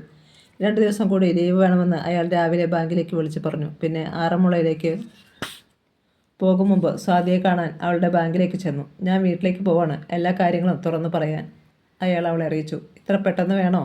എനിക്ക് ചില പ്രധാന കാര്യങ്ങൾ ശ്യാമേട്ടനോട് പറയാനുണ്ട്. ഇപ്പോൾ തിരക്കാണല്ലേ? ഇവിടെ വെച്ച് പറ്റില്ല. ഒട്ടും പ്രൈവസി ഇല്ല. തന്നെയുമല്ല, ഞാനൊട്ടും ഫ്രീ അല്ല ശ്യാമേട്ടാ. എനിക്കറിയാം. എന്തായാലും ഞാൻ പോയിട്ട് വന്നിട്ട് നമുക്ക് കാണാം. അവൾ തലകുലുക്കി. ശ്യാംകുമാർ പോയി. അന്നുച്ചയ്ക്ക് ഊണ് കഴിച്ച ശേഷം സ്വാതി സീറ്റിൽ വന്നിരുന്നപ്പോൾ അവൾ ഒട്ടും പ്രതീക്ഷിക്കാത്ത ഒരാൾ അവളെ കാണാൻ വന്നു. റിംസൺ ആയിരുന്നു അത്. അയാളെ കണ്ട് അവളൊന്ന് ഞെട്ടി. ഒരു 5 മിനിറ്റ്, അതിൽ കൂടുതൽ ഞാൻ എടുക്കുകയില്ല. പുഞ്ചിരിയോടെ അയാൾ അവളുടെ മേശയുടെ എതിർവശത്തുണ്ടായിരുന്ന കസേരയിലിരുന്നു. എന്തു വേണം റിംസൺ? ഗൗരവം നടിച്ച് അവൾ ചോദിച്ചു. അത് പറയാനാണ് ഞാനിപ്പോൾ വന്നത്. കുറേ ദിവസം കൊണ്ട് വിചാരിക്കുന്നു. ഇന്നാണ് സൗകര്യം കിട്ടിയത്. ഇന്ന് ഇതിനു വേണ്ടി ലീവ് എടുത്തു എന്നതാണ് സത്യം. അയാൾ വീണ്ടും ചിരിച്ചു. അവൾ മിണ്ടിയില്ല. ചീത്ത ഉദ്ദേശ്യവുമായിട്ടാണ് അയാൾ വന്നിരിക്കുന്നതെന്ന് അവൾക്ക് തോന്നി. സൗകര്യം പോലെ ഒരു ദിവസം നീ ലീവ് എടുക്കണം. വീട്ടിൽ തന്നെ ഇരുന്നാൽ മതി. ഞാൻ അവിടെ വരാം. വീടൊക്കെ ഞാൻ കണ്ടുപിടിച്ച് കഴിഞ്ഞു. രാവിലെ ആദർശ് പോകുമല്ലേ? താഴത്തെ നിലയിലും ആരും കാണുകയില്ല. നമ്മൾ 2 പേരും മാത്രം. 1-2 മണിക്കൂർ. പണ്ടേ ഞാൻ ആഗ്രഹിച്ചു പോയതാണ്. സ്വാതി സ്തബ്ധയായി റിംസന്റെ മുഖത്തേക്ക് തന്നെ നോക്കിയിരുന്നു. നിന്റെ കാമുകനായിരുന്നു താഴത്തെ നിലയിൽ താമസിക്കുന്ന ശ്യാംകുമാർ എന്ന കാര്യം നിന്റെ ഭർത്താവ് ആദർശിന് അറിയില്ലല്ലോ? ഞാനത് പറയാനും പോകുന്നില്ല. പോരെ? റിംസൺ ചിരിച്ചു. സ്വാതിയുടെ നാവ് വരണ്ടു. സ്വാതിയുടെ കണ്ണുകൾ ഭയം കൊണ്ട് വികസിച്ചത് റിംസൺ കണ്ടു. അയാളൊന്ന് ഊറിച്ചിരിച്ചു. നീ എന്താ ഒന്നും മിണ്ടാത്തത്? അയാൾ ചോദിച്ചു. അയാളുടെ മുഖത്തേക്ക് നോക്കി അവൾ ശബ്ദിക്കാനാവാതെ നിന്നു. മൗനം സമ്മതം അല്ലേ? വിജയഭാവത്തിൽ അയാൾ ചോദിച്ചു. റിംസൺ, ദയവായി എന്നെ ഉപദ്രവിക്കരുത്. എന്നെ വെറുതെ വിടൂ പ്ലീസ്, അവൾ അപേക്ഷിച്ചു. ഉപദ്രവിക്കാൻ വേണ്ടിയല്ലല്ലോ ഞാൻ, നിന്നെ സ്നേഹിക്കാനാണ്. അതെന്താ മനസ്സിലാക്കാത്തത്? ഇപ്പോഴാണ് എല്ലാം കൊണ്ടും സേഫായ കാലം. അബദ്ധം വല്ലതും പറ്റുമോ എന്ന പേടി വേണ്ട. അഥവാ അങ്ങനെ എന്തെങ്കിലും ഉണ്ടായാൽ തന്നെ ആരും നിന്നെ സംശയിക്കുകയുമില്ല. കാരണം നീ മാരീഡല്ലേ. ഉത്തരവാദിത്തം ഏറ്റെടുത്ത് നിന്റെ ഹസ്ബൻഡ് അഭിമാനിക്കും. അയാളുടെ സംസാരം അരോചകമായിട്ടും അവൾ അത് സഹിച്ചു ഒന്നും മിണ്ടാനാവാതെയിരുന്നു. ബാങ്കിലാണ്. എന്തെങ്കിലും എതിർത്ത് സംസാരിച്ചാൽ ശബ്ദമുയരും. പലരും അത് കേൾക്കും. ഭാഗ്യത്തിന് ഉമാദേവി ചേച്ചി സീറ്റിലില്ല. റിംസൺ, ദയവ് ചെയ്തു പോകൂ. ഇത് ബാങ്കാണ്. ആരെങ്കിലും കേട്ടാൽ, അവൾ ഭയത്തോടെ പറഞ്ഞു. ആരും കേൾക്കുകയില്ല. അത്രയ്ക്ക് ശബ്ദം താഴ്ത്തിയല്ലേ ഞാൻ സംസാരിക്കുന്നത്. ഇത്തരം കാര്യങ്ങളൊക്കെ വിളിച്ചു പോവാനുള്ളതാണോ? അല്ല, ഒതുക്കത്തിൽ പറഞ്ഞുറപ്പിക്കേണ്ടതാണ്. അതെനിക്കറിയാം സ്വാതി. ഞാനത്ര മണ്ടരൊന്നുമല്ല. അവൾ ചുറ്റിനുമൊന്ന് നോക്കി. ഒരുപാട് സ്റ്റാഫ് ജോലി ചെയ്യുന്ന ബ്രാഞ്ചാണത്. എല്ലാവരും അവരവരുടെ പ്രവൃത്തികളിൽ മാത്രം ശ്രദ്ധിക്കുന്നു. കാര്യങ്ങൾ സംസാരിച്ച് തീരുമാനിക്കാൻ 1-2 മിനിറ്റ് മതി. ഞാനിവിടെ പോയിക്കോളാം, അയാൾ പറഞ്ഞു. റിംസനെ പിണക്കുന്നത് ബുദ്ധിയല്ലെന്ന് സ്വാതിക്ക് തോന്നി. അയാൾ എന്തിനും മടിക്കാത്തവനാണ്. കല്യാണത്തിന് മുമ്പ് ശ്യാം ചേട്ടനും താനും തമ്മിൽ അടുപ്പത്തിലായിരുന്നുവെന്ന് ആദർശ് അറിഞ്ഞാൽ ഇതുവരെ തലയുയർത്തി നിന്നതൊക്കെ കാറ്റുപോയ ബലൂൺ പോലെ ശുഷ്കമായി നിലംപതിക്കും. പിന്നെ താനും ഗാഥയും തമ്മിൽ എന്ത് വ്യത്യാസം? ആദർശിനെ കുറ്റപ്പെടുത്താൻ പറ്റുമോ? അഭിമാനത്തോടെ അവളുടെ മുമ്പിൽ നിൽക്കാൻ സാധിക്കുമോ? റിംസൺ ഇപ്പോൾ പോകൂ, സ്വാതി പറഞ്ഞു. ശരി, പോയേക്കാം. ഇനി എപ്പോഴാണ് വരേണ്ടത്? ഞാൻ പറയാം. നമ്പറുണ്ടല്ലോ, വിളിച്ച് പറഞ്ഞാൽ മതി. എന്ത്? നമ്മൾ എന്നാണ് കാണുന്നതെന്ന്? അതേക്കുറിച്ച് എനിക്ക് ആലോചിക്കാനുണ്ട്. ആലോചിക്കുന്നതിൽ ഒരു തെറ്റുമില്ല. വേറെ പോകാൻ വഴിയൊന്നുമില്ലെന്ന് നിനക്കപ്പോൾ ശരിക്കും ബോധ്യപ്പെടും. അവളൊന്നും മിണ്ടിയില്ല. ഒരു കാര്യം കൂടി ആലോചിക്കേണ്ടതുണ്ട്, അയാൾ പറഞ്ഞു. എന്താണെന്ന അർത്ഥത്തിൽ അവൾ അയാളുടെ മുഖത്തേക്ക് നോക്കി. നമ്മൾ കണ്ടുമുട്ടുന്നത് എവിടെ വച്ചാണെന്ന്? ഞാൻ താമസിക്കുന്നത് അയ്യപ്പൻകാവിൽ റോഡിലുള്ള ഒരു ലോഡ്ജിലാണ്. അവിടേക്ക് നിന്നെ കൊണ്ടുപോകാൻ ഞാൻ ആഗ്രഹിക്കുന്നില്ല. ഞാൻ വരില്ല, എന്നെ അതിന് നോക്കണ്ട, അവൾ പെട്ടെന്ന് പറഞ്ഞു. അതെനിക്കറിയാം. അതുകൊണ്ടാണ് ലോഡ്ജിൽ വേണ്ടെന്ന് ഞാൻ പറഞ്ഞത്. എന്തുകൊണ്ടും സേഫ് നീ താമസിക്കുന്ന വീട് തന്നെയാണ്. രാവിലെ ശ്യാംകുമാർ ബാങ്കിലേക്കും അയാളുടെ വൈഫ് ഓഫീസിലേക്കും പോകും. പിന്നെ താഴത്തെ നിലയിൽ ആരും കാണുകയില്ല. ആദർശം പോയി കഴിഞ്ഞാൽ പിന്നെ ആ വീട്ടിൽ നീയും ഞാനും മാത്രം. റിംസൺ ആ ഓർമ്മയിലൊന്ന് പുഞ്ചിരിച്ചു. പക്ഷേ സ്വാതി ഞെട്ടി. ചീഫ് മാനേജറുടെ ക്യാമ്പിലേക്ക് പോയ ഉമാദേവി തിരിച്ചു വരുന്നത് അപ്പോഴാണ് അവൾ കണ്ടത്. തൊട്ടടുത്ത സീറ്റിലാണ് ഉമാദേവിയുടേത്. റിംസൻ്റെ സംസാരം അവർ കേട്ടാൽ. പ്ലീസ് റിംസൺ ഇപ്പോൾ പോകൂ, എനിക്ക് ഒരുപാട് ജോലിയുണ്ട്, അവൾ കേണു. ഞാൻ പോവാണ്, പക്ഷേ ഞാൻ പറഞ്ഞ കാര്യം വിളിക്കാൻ ഞാൻ, അപ്പോൾ സംസാരിക്കാം. അത് മതി, അധികം വൈകിക്കേണ്ട. കഴിയുന്നതും ഈ ആഴ്ച തന്നെ ഒരു ദിവസം നീ ലീവ് എടുക്കേണ്ടി വരും. ഡേറ്റ് എന്നാണെന്ന് അറിയിച്ചാൽ ഞാനും ആ ദിവസം ലീവ് എടുക്കാം. റിംസൺ പ്ലീസ്. അയാൾ മെല്ലെ എഴുന്നേറ്റു. അധികം വൈകരുത്, നാളെ വിളിക്കണം, ഞാൻ കാത്തിരിക്കും. അവളുടെ മുഖത്തേക്ക് ദാഹത്തോടെ ഒന്ന് നോക്കിയിട്ട് റിംസൺ പുറത്തേക്ക് നടന്നു. ഉമാദേവി വന്ന് സീറ്റിലിരുന്നു. അവർ സ്വാതിയെ ഒന്ന് നോക്കി. എന്ത് പറ്റി സ്വാതി? അവളുടെ മുഖഭാവം കണ്ട് അവർ തിരക്കി. ഒന്നുമില്ല ചേച്ചി. അവൾക്കൊന്ന് ചിരിക്കാൻ കഴിഞ്ഞില്ല. ആരോ വന്നിട്ട് പോയത്? എൻ്റെ കൂടെ പിടിച്ചൊരു ഫ്രണ്ടാണ്. എന്തോ ചീത്ത വാർത്തയും കൊണ്ടാണ് പുള്ളി വന്നതെന്ന് തോന്നല്ലോ. അവൾ അറിയാതെ ഒന്ന് ഞെട്ടി. ഏയ്, അത് പിന്നെ ഞങ്ങളുടെ ഒരു ഫ്രണ്ട് സുഖമില്ലാതെ ഹോസ്പിറ്റലിലാണ്, ക്യാൻസറാണ്. അത് കേട്ടപ്പോൾ അവൾ പെട്ടെന്ന് ഒരു കഥ മെനഞ്ഞുണ്ടാക്കി. അയ്യോ കഷ്ടം, മാരീഡാണോ? ഉമാദേവിയുടെ മൊബൈലിലേക്ക് അപ്പോൾ ഒരു കോൾ വന്നു. അത് കാരണം തൽക്കാലം സ്വാതി കൂടുതൽ ചോദ്യങ്ങളിൽ നിന്ന് രക്ഷപ്പെട്ടു. പക്ഷേ റിംസന്റെ അത്യാഗ്രഹം നൂലിഴയിൽ തൂങ്ങുന്ന വാളുപോലെ അവളുടെ തലയ്ക്ക് മീതെ ആടി ആടി നിന്നു. ക്രസൻറ്റ് ഹോസ്പിറ്റലിൻ്റെ പാർക്കിംഗ് ഏരിയയിലേക്ക് ചെന്ന് ആദർശിൻ്റെ കാർ നിന്നു. കാറിൽ നിന്നിറങ്ങാതെ അയാൾ മൊബൈലെടുത്ത് യമുനയെ വിളിച്ചു. ഹലോ ആദർശ്. പെട്ടെന്ന് യമുന കോൾ എടുത്തു. അമ്മ എവിടെയാണ്? ഹോസ്പിറ്റലുണ്ട്. ഞങ്ങൾ രാത്രി 11:30 വന്നു. അപർണയുമുണ്ട്. രാത്രിയിൽ വിളിക്കണ്ട എന്ന് വിചാരിച്ചാണ്. അത് സാരമില്ല. ഗാഥയെ കണ്ടോ? രാവിലെ വിസിറ്റിംഗ് ടൈമിൽ ഞങ്ങൾ രണ്ടുപേരും കയറി കണ്ടു. ബോധമുണ്ട്, വെറുതെ കിടക്കുന്നു. സംസാരിക്കരുതെന്ന് ഡോക്ടർ പറഞ്ഞതുകൊണ്ട്. ഇപ്പോൾ ICUവിൻ്റെ അടുത്തുണ്ടോ നിങ്ങൾ? ഇല്ല, ഒരു റൂം കിട്ടി. അതേ ഫ്ലോറിൽ 217 നമ്പർ റൂമിൽ. ശരി, ഞാൻ ഹോസ്പിറ്റലിലുണ്ട്, അങ്ങോട്ട് വരാം. അയാൾ കാറിൽ നിന്നിറങ്ങി. 2ാമത്തെ നിലയിലായിരുന്നു കാർഡിയാക് വാർഡ്. ലിഫ്റ്റ് വഴി അയാൾ 2ാം നിലയിലേക്ക് ചെന്നു. വലത്തോട്ട് തിരിയുമ്പോൾ 3ാമത്തെ മുറിയായിരുന്നു. 217. അയാൾ വാതിലിൽ മെല്ലെ മുട്ടി. അപർണയാണ് വന്ന് വാതിൽ തുറന്നത്. കണ്ടാൽ ഗാഥയാണെന്നേ തോന്നും. യമുന കിടക്കുകയായിരുന്നു. ആദർശിനെ കണ്ട് അവർ എഴുന്നേറ്റു. രാവിലെ തിരക്കിലായിരുന്നു, അതുകൊണ്ടാണ് ഞാൻ വിളിക്കാഞ്ഞത്. ഓഫീസിൽ പോയിട്ട് വരികയാണിപ്പോൾ. നിങ്ങൾ ഊണ് കഴിച്ചോ? അയാൾ ചോദിച്ചു. ക്യാൻറ്റീനിൽ പോയി കഴിച്ചു. മണി 1:30 കഴിഞ്ഞിരുന്നു അപ്പോൾ. ആദർശായിട്ടിരിക്കെ, അപർണ പറഞ്ഞു. കസേര നീക്കിയിട്ട് അയാൾ ഇരുന്നു. ശ്യാം വന്നോ ഇങ്ങോട്ട്? ഇതുവരെ വന്നില്ല. അതിലെനിക്ക് അത്ഭുതമൊന്നുമില്ല ആദർശ്, യമുന പറഞ്ഞു. അയാളൊന്നും മിണ്ടിയില്ല. അവൾ പെട്ടെന്ന് ഇതൊന്നും വെട്ടിത്തുറന്ന് പറയരുതായിരുന്നു. ആർക്കായാലും അത് ഉൾക്കൊള്ളാൻ പറ്റില്ല, യമുന പറഞ്ഞു. ചേച്ചി അമ്മ കുറ്റപ്പെടുത്തണ്ട. മനസ്സിന് താങ്ങാൻ പറ്റാതായപ്പോൾ പറഞ്ഞു പോയതായിരിക്കും. അതിൽ തെറ്റൊന്നുമില്ല ചേച്ചി, അപർണ പിന്താങ്ങി. കുറ്റപ്പെടുത്തിയതല്ല മോളെ. എൻ്റെ കുഞ്ഞിൻ്റെ കിടപ്പ് കണ്ടിട്ട് എനിക്ക് സഹിക്കാൻ പറ്റിയില്ല. ഈ ചെറുപ്രായത്തിൽ അവൾ എന്തൊക്കെ അനുഭവിച്ചു കഴിഞ്ഞിരിക്കുന്നു. ഇനി എന്തൊക്കെ? യമുനയുടെ സ്വരമിടറി. Cardiac surgeon doctor Thomas Kuruvila രാവിലെ ഞങ്ങളെ വിളിപ്പിച്ചിരുന്നു. അദ്ദേഹം പറഞ്ഞത് തൽക്കാലം ഒന്നും പേടിക്കാനില്ലെന്നാണ്. നാളെ വാർഡിലേക്ക് മാറ്റും. ഒരാഴ്ചക്കുള്ളിൽ ഡിസ്ചാർജ് ചെയ്യും, അപർണ പറഞ്ഞു. കുഞ്ഞിന് പ്രോബ്ലം ഒന്നുമില്ലല്ലോ? അയാൾ ചോദിച്ചു. ഒരു കുഴപ്പവുമില്ല. അക്കാര്യത്തിൽ ഒരു പേടിയും വേണ്ടെന്ന് പറഞ്ഞു. ആദർശിന് ഗാഥയെ ഒന്ന് കാണണമെന്നുണ്ടായിരുന്നു. വൈകുന്നേരം എപ്പോഴാണ് വിസിറ്റേഴ്സ് ടൈം? അയാൾ ചോദിച്ചു. 5:30 മുതൽ 6 വരെ. വിവരങ്ങൾ അറിയാൻ വേണ്ടി വന്നതാണ് ഞാൻ. ഇനി സൈറ്റിലേക്ക് പോകണം. അത് കഴിഞ്ഞ് 5:30 ആകുമ്പോഴേക്കും വരാം. ആദർശൻ്റെ വൈഫ് അറിഞ്ഞില്ലേ കാര്യങ്ങൾ? ആശങ്കയോടെ അപർണ ചോദിച്ചു. സ്വാതി എല്ലാം അറിഞ്ഞു. പക്ഷേ ഞാൻ പ്രതീക്ഷിച്ച ഒരു ഭൂകമ്പം ഉണ്ടായില്ല. എന്താണ് കാരണമെന്ന് എനിക്കറിയില്ല. അവൾക്ക് നേരത്തെ സംശയമുണ്ടായിരുന്നെന്ന് തോന്നുന്നു. അതിന് സഹായിച്ച ചില സംഭവങ്ങൾ ഉണ്ടായിട്ടുണ്ടല്ലോ. വലിയ ഒരു പൊട്ടിത്തെറി ഉണ്ടായി കാണുമെന്നാണ് ഞാൻ വിചാരിച്ചത്, അപർണ പറഞ്ഞു. ഇല്ല, പക്ഷേ അവൾ മനസ്സിൽ എന്തൊക്കെയോ പ്ലാൻ ചെയ്യുന്നുണ്ടായിരിക്കും. എനിക്കറിയില്ല, അവളുടെ വീട്ടിൽ ഇതുവരെ ഒന്നും വിളിച്ച് പറഞ്ഞിട്ടില്ലെന്ന് തോന്നുന്നു. സാധാരണ അതാണല്ലോ ആദ്യം ചെയ്യാറുള്ളത്.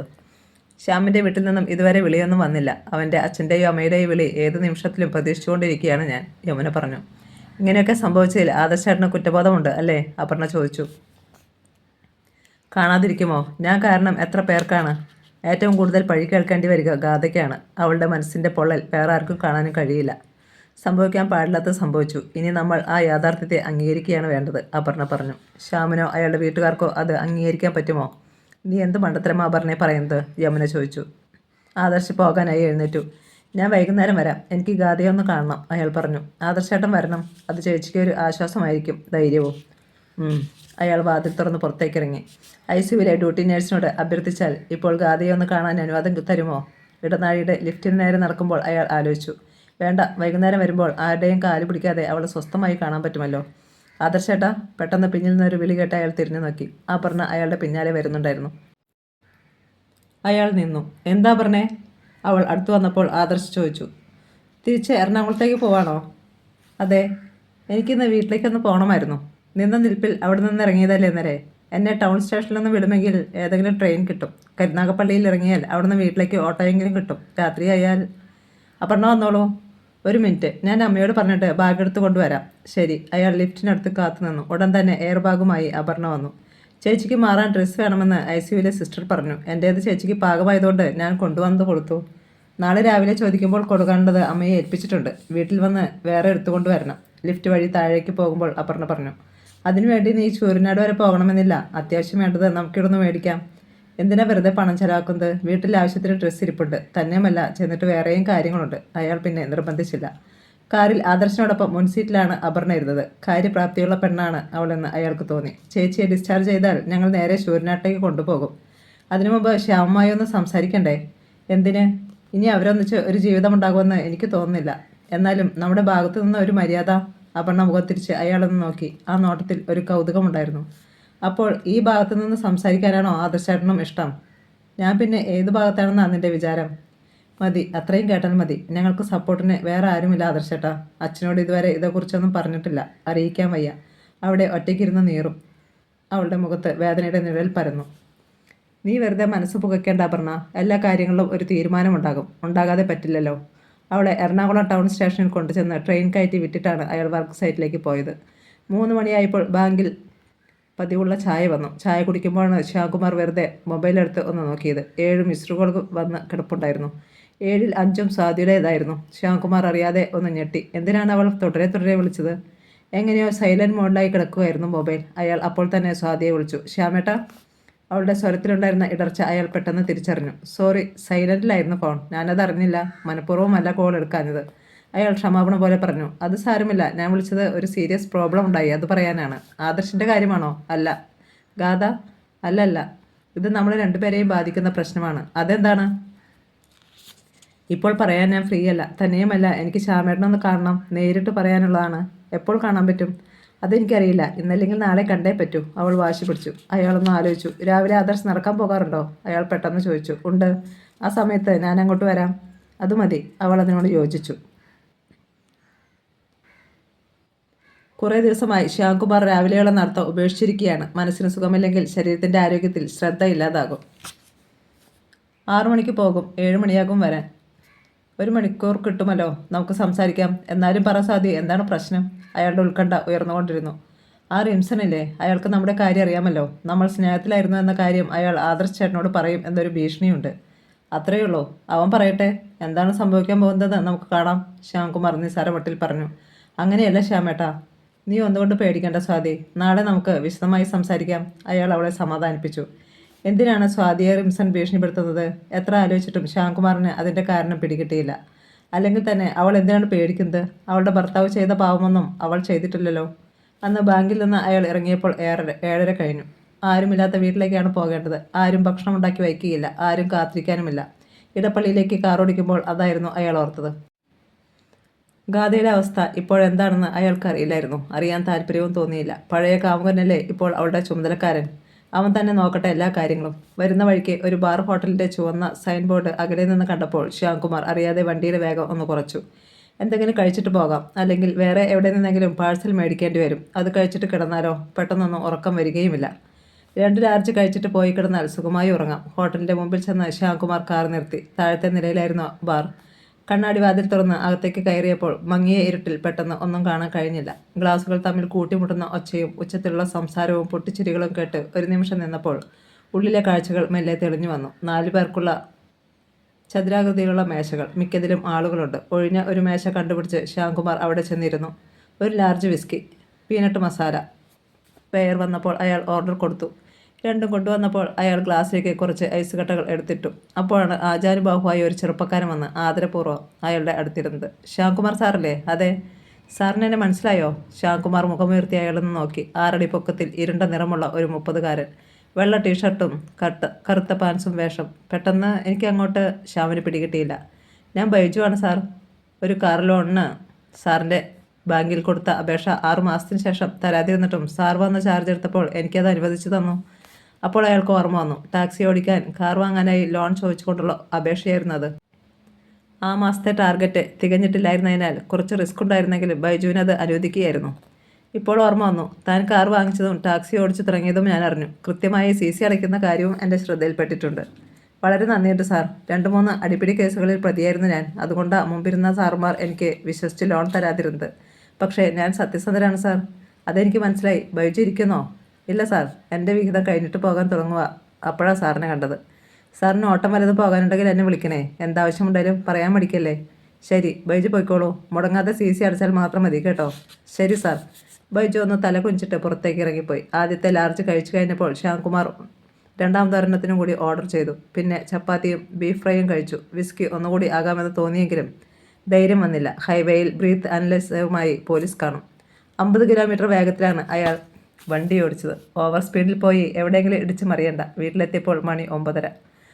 താഴത്തെ നിലയിൽ ഇരുട്ട് മാത്രം. മുകളിലത്തെ നിലയിൽ വെളിച്ചമുണ്ട്. താഴത്തെ നിലയിൽ താൻ ഒറ്റയ്ക്ക്, മുകളിലത്തെ നിലയിൽ അവർ 2 പേരും.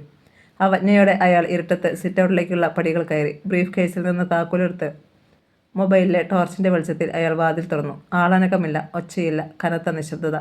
അയാൾ വേഷം അഴിച്ചു കളഞ്ഞിട്ട് ഷവറിൻ്റെ ചുവട്ടിൽ നിന്ന് കുളിച്ചു. അലമാര തുറന്ന് മുണ്ടും ഷർട്ടും എടുത്ത് ധരിച്ചു. നിലക്കണ്ണാടിയിൽ നോക്കി. മുടി ചീകിക്കൊണ്ട് നിന്നപ്പോൾ ആരോ ഡോർബെല്ല് മുഴക്കി. അവൾ ചത്തെന്ന് പറയാൻ ആരെങ്കിലും ഹോസ്പിറ്റലിൽ നിന്ന് വന്നതാണോ? ശ്യാംകുമാർ ചെന്ന് വാതിൽ തുറന്നു. സ്വാതിയാണ് വെളിയിൽ നിന്നിരുന്നത്. അയാളൊന്ന് ഞെട്ടി. ആദർശ് ചേട്ടൻ വെളിയിലേക്ക് പോയി. വരാൻ 1 മണിക്കൂർ കഴിയും. നീ കയറി വാ. സ്വാതി അകത്തേക്ക് കയറി. ഇരിക്കെ. അവൾ ഡബിൾ സെറ്റിയിലിരുന്നു. അടുത്ത് അയാളും ഇരുന്നു. റിൻസൺ ഇന്ന് എന്നെ കാണാൻ വന്നിട്ടുണ്ടായിരുന്നു. അയാൾ പറഞ്ഞതല്ല വള്ളി പുള്ളി വിടാതെ അവൾ ശ്യാമിനോട് പറഞ്ഞു. അതിന് നീ എന്തിനാ പേടിക്കുന്നത്? അവൻ നിൻ്റെ ഭർത്താവിൻ്റെ എല്ലാം പറയട്ടെ. പാടില്ല. ആദർശ് ചേട്ടനൊന്നും അറിയരുത്. അറിഞ്ഞാൽ പിന്നെ എനിക്കും ഗാഥയ്ക്കും തമ്മിൽ എന്ത് വ്യത്യാസമാണുള്ളത്? പിന്നെ എനിക്കെന്ത് വില? അവൾ പറഞ്ഞതിൻ്റെ അർത്ഥം അയാൾക്ക് മനസ്സിലായി. റിംസനെ തടയാൻ എന്താണ് വഴി? 2 പേരും തലപുകഞ്ഞ് ആലോചിച്ചു. ഞാനൊരു കാര്യം പറഞ്ഞാൽ നീ അത് അനുസരിക്കുമോ? ഒടുവിൽ ശ്യാംകുമാർ ചോദിച്ചു. സ്വാതി അയാളുടെ മുഖത്തേക്ക് മിഴിച്ചു നോക്കി. ഞാനെന്താ ശ്യാമേട്ട ചെയ്യേണ്ടത്? അല്പം ഒരു ആശങ്കയോടെ സ്വാതി ചോദിച്ചു. അവൻ കുഴിച്ച കുഴിയിൽ നമ്മൾ അവനെ വീഴ്ത്താൻ പോകുന്നു. എങ്ങനെ? അവൾക്ക് മനസ്സിലായില്ല. അവൻ നാളെയോ മറ്റന്നാളോ നിന്നെ വിളിക്കാൻ സാധ്യതയുണ്ട് അല്ലേ? വിളിച്ചേക്കും. നിൻ്റെ മൊബൈലിൽ കോൾ റെക്കോർഡർ ഉണ്ടോ? ഫോൺ സംസാരം ഓട്ടോമാറ്റിക്കായി റെക്കോർഡ് ചെയ്യുന്ന? അതെ. നമ്മളെ വിളിച്ച് ആരെങ്കിലും സംസാരിച്ചാൽ ആ വോയിസ് മുഴുവൻ നമ്മുടെ മൊബൈലിൽ റെക്കോർഡ് ചെയ്യും. നമുക്കത് പിന്നീട് വേണമെങ്കിൽ കേട്ടു നോക്കാം. എൻ്റെ മൊബൈലിന് അതില്ല ശ്യാമേട്ടാ. എങ്കിൽ നീ അത് പ്ലേ സ്റ്റോറിൽ നിന്ന് ഡൗൺലോഡ് ചെയ്യണം. നിന്നെ അവൻ വിളിക്കുമ്പോൾ അവൻ പറയുന്നത് മുഴുവൻ മൊബൈലിൽ റെക്കോർഡ് ചെയ്യും. ശ്യാംകുമാർ പറഞ്ഞു വരുന്നത് എന്താണെന്ന് അവൾക്ക് പിടികിട്ടി. അവൻ്റെ ആവശ്യം എന്താണെന്ന് ഒരിക്കൽ കൂടി അവനെ കൊണ്ട് പറയിക്കണം. പക്ഷേ നീ നിർദോഷമായ ചോദ്യങ്ങളിലൂടെ വേണം അവൻ്റെ ഉള്ളിലിരിപ്പ് മുഴുവൻ പുറത്തു കൊണ്ടുവരാൻ. എന്നിട്ട് സ്ത്രീകളോട് അശ്ലീലമോ ആഭാസ്തരമോ അല്ലെങ്കിൽ അപമര്യാദയോ സംസാരിച്ചാൽ കുറ്റമാണ്. റെക്കോർഡ് ചെയ്ത വോയിസ് ക്ലിപ്പിംഗ് സഹിതം നീ പോലീസിൽ കംപ്ലൈൻറ്റ് കൊടുക്കണം.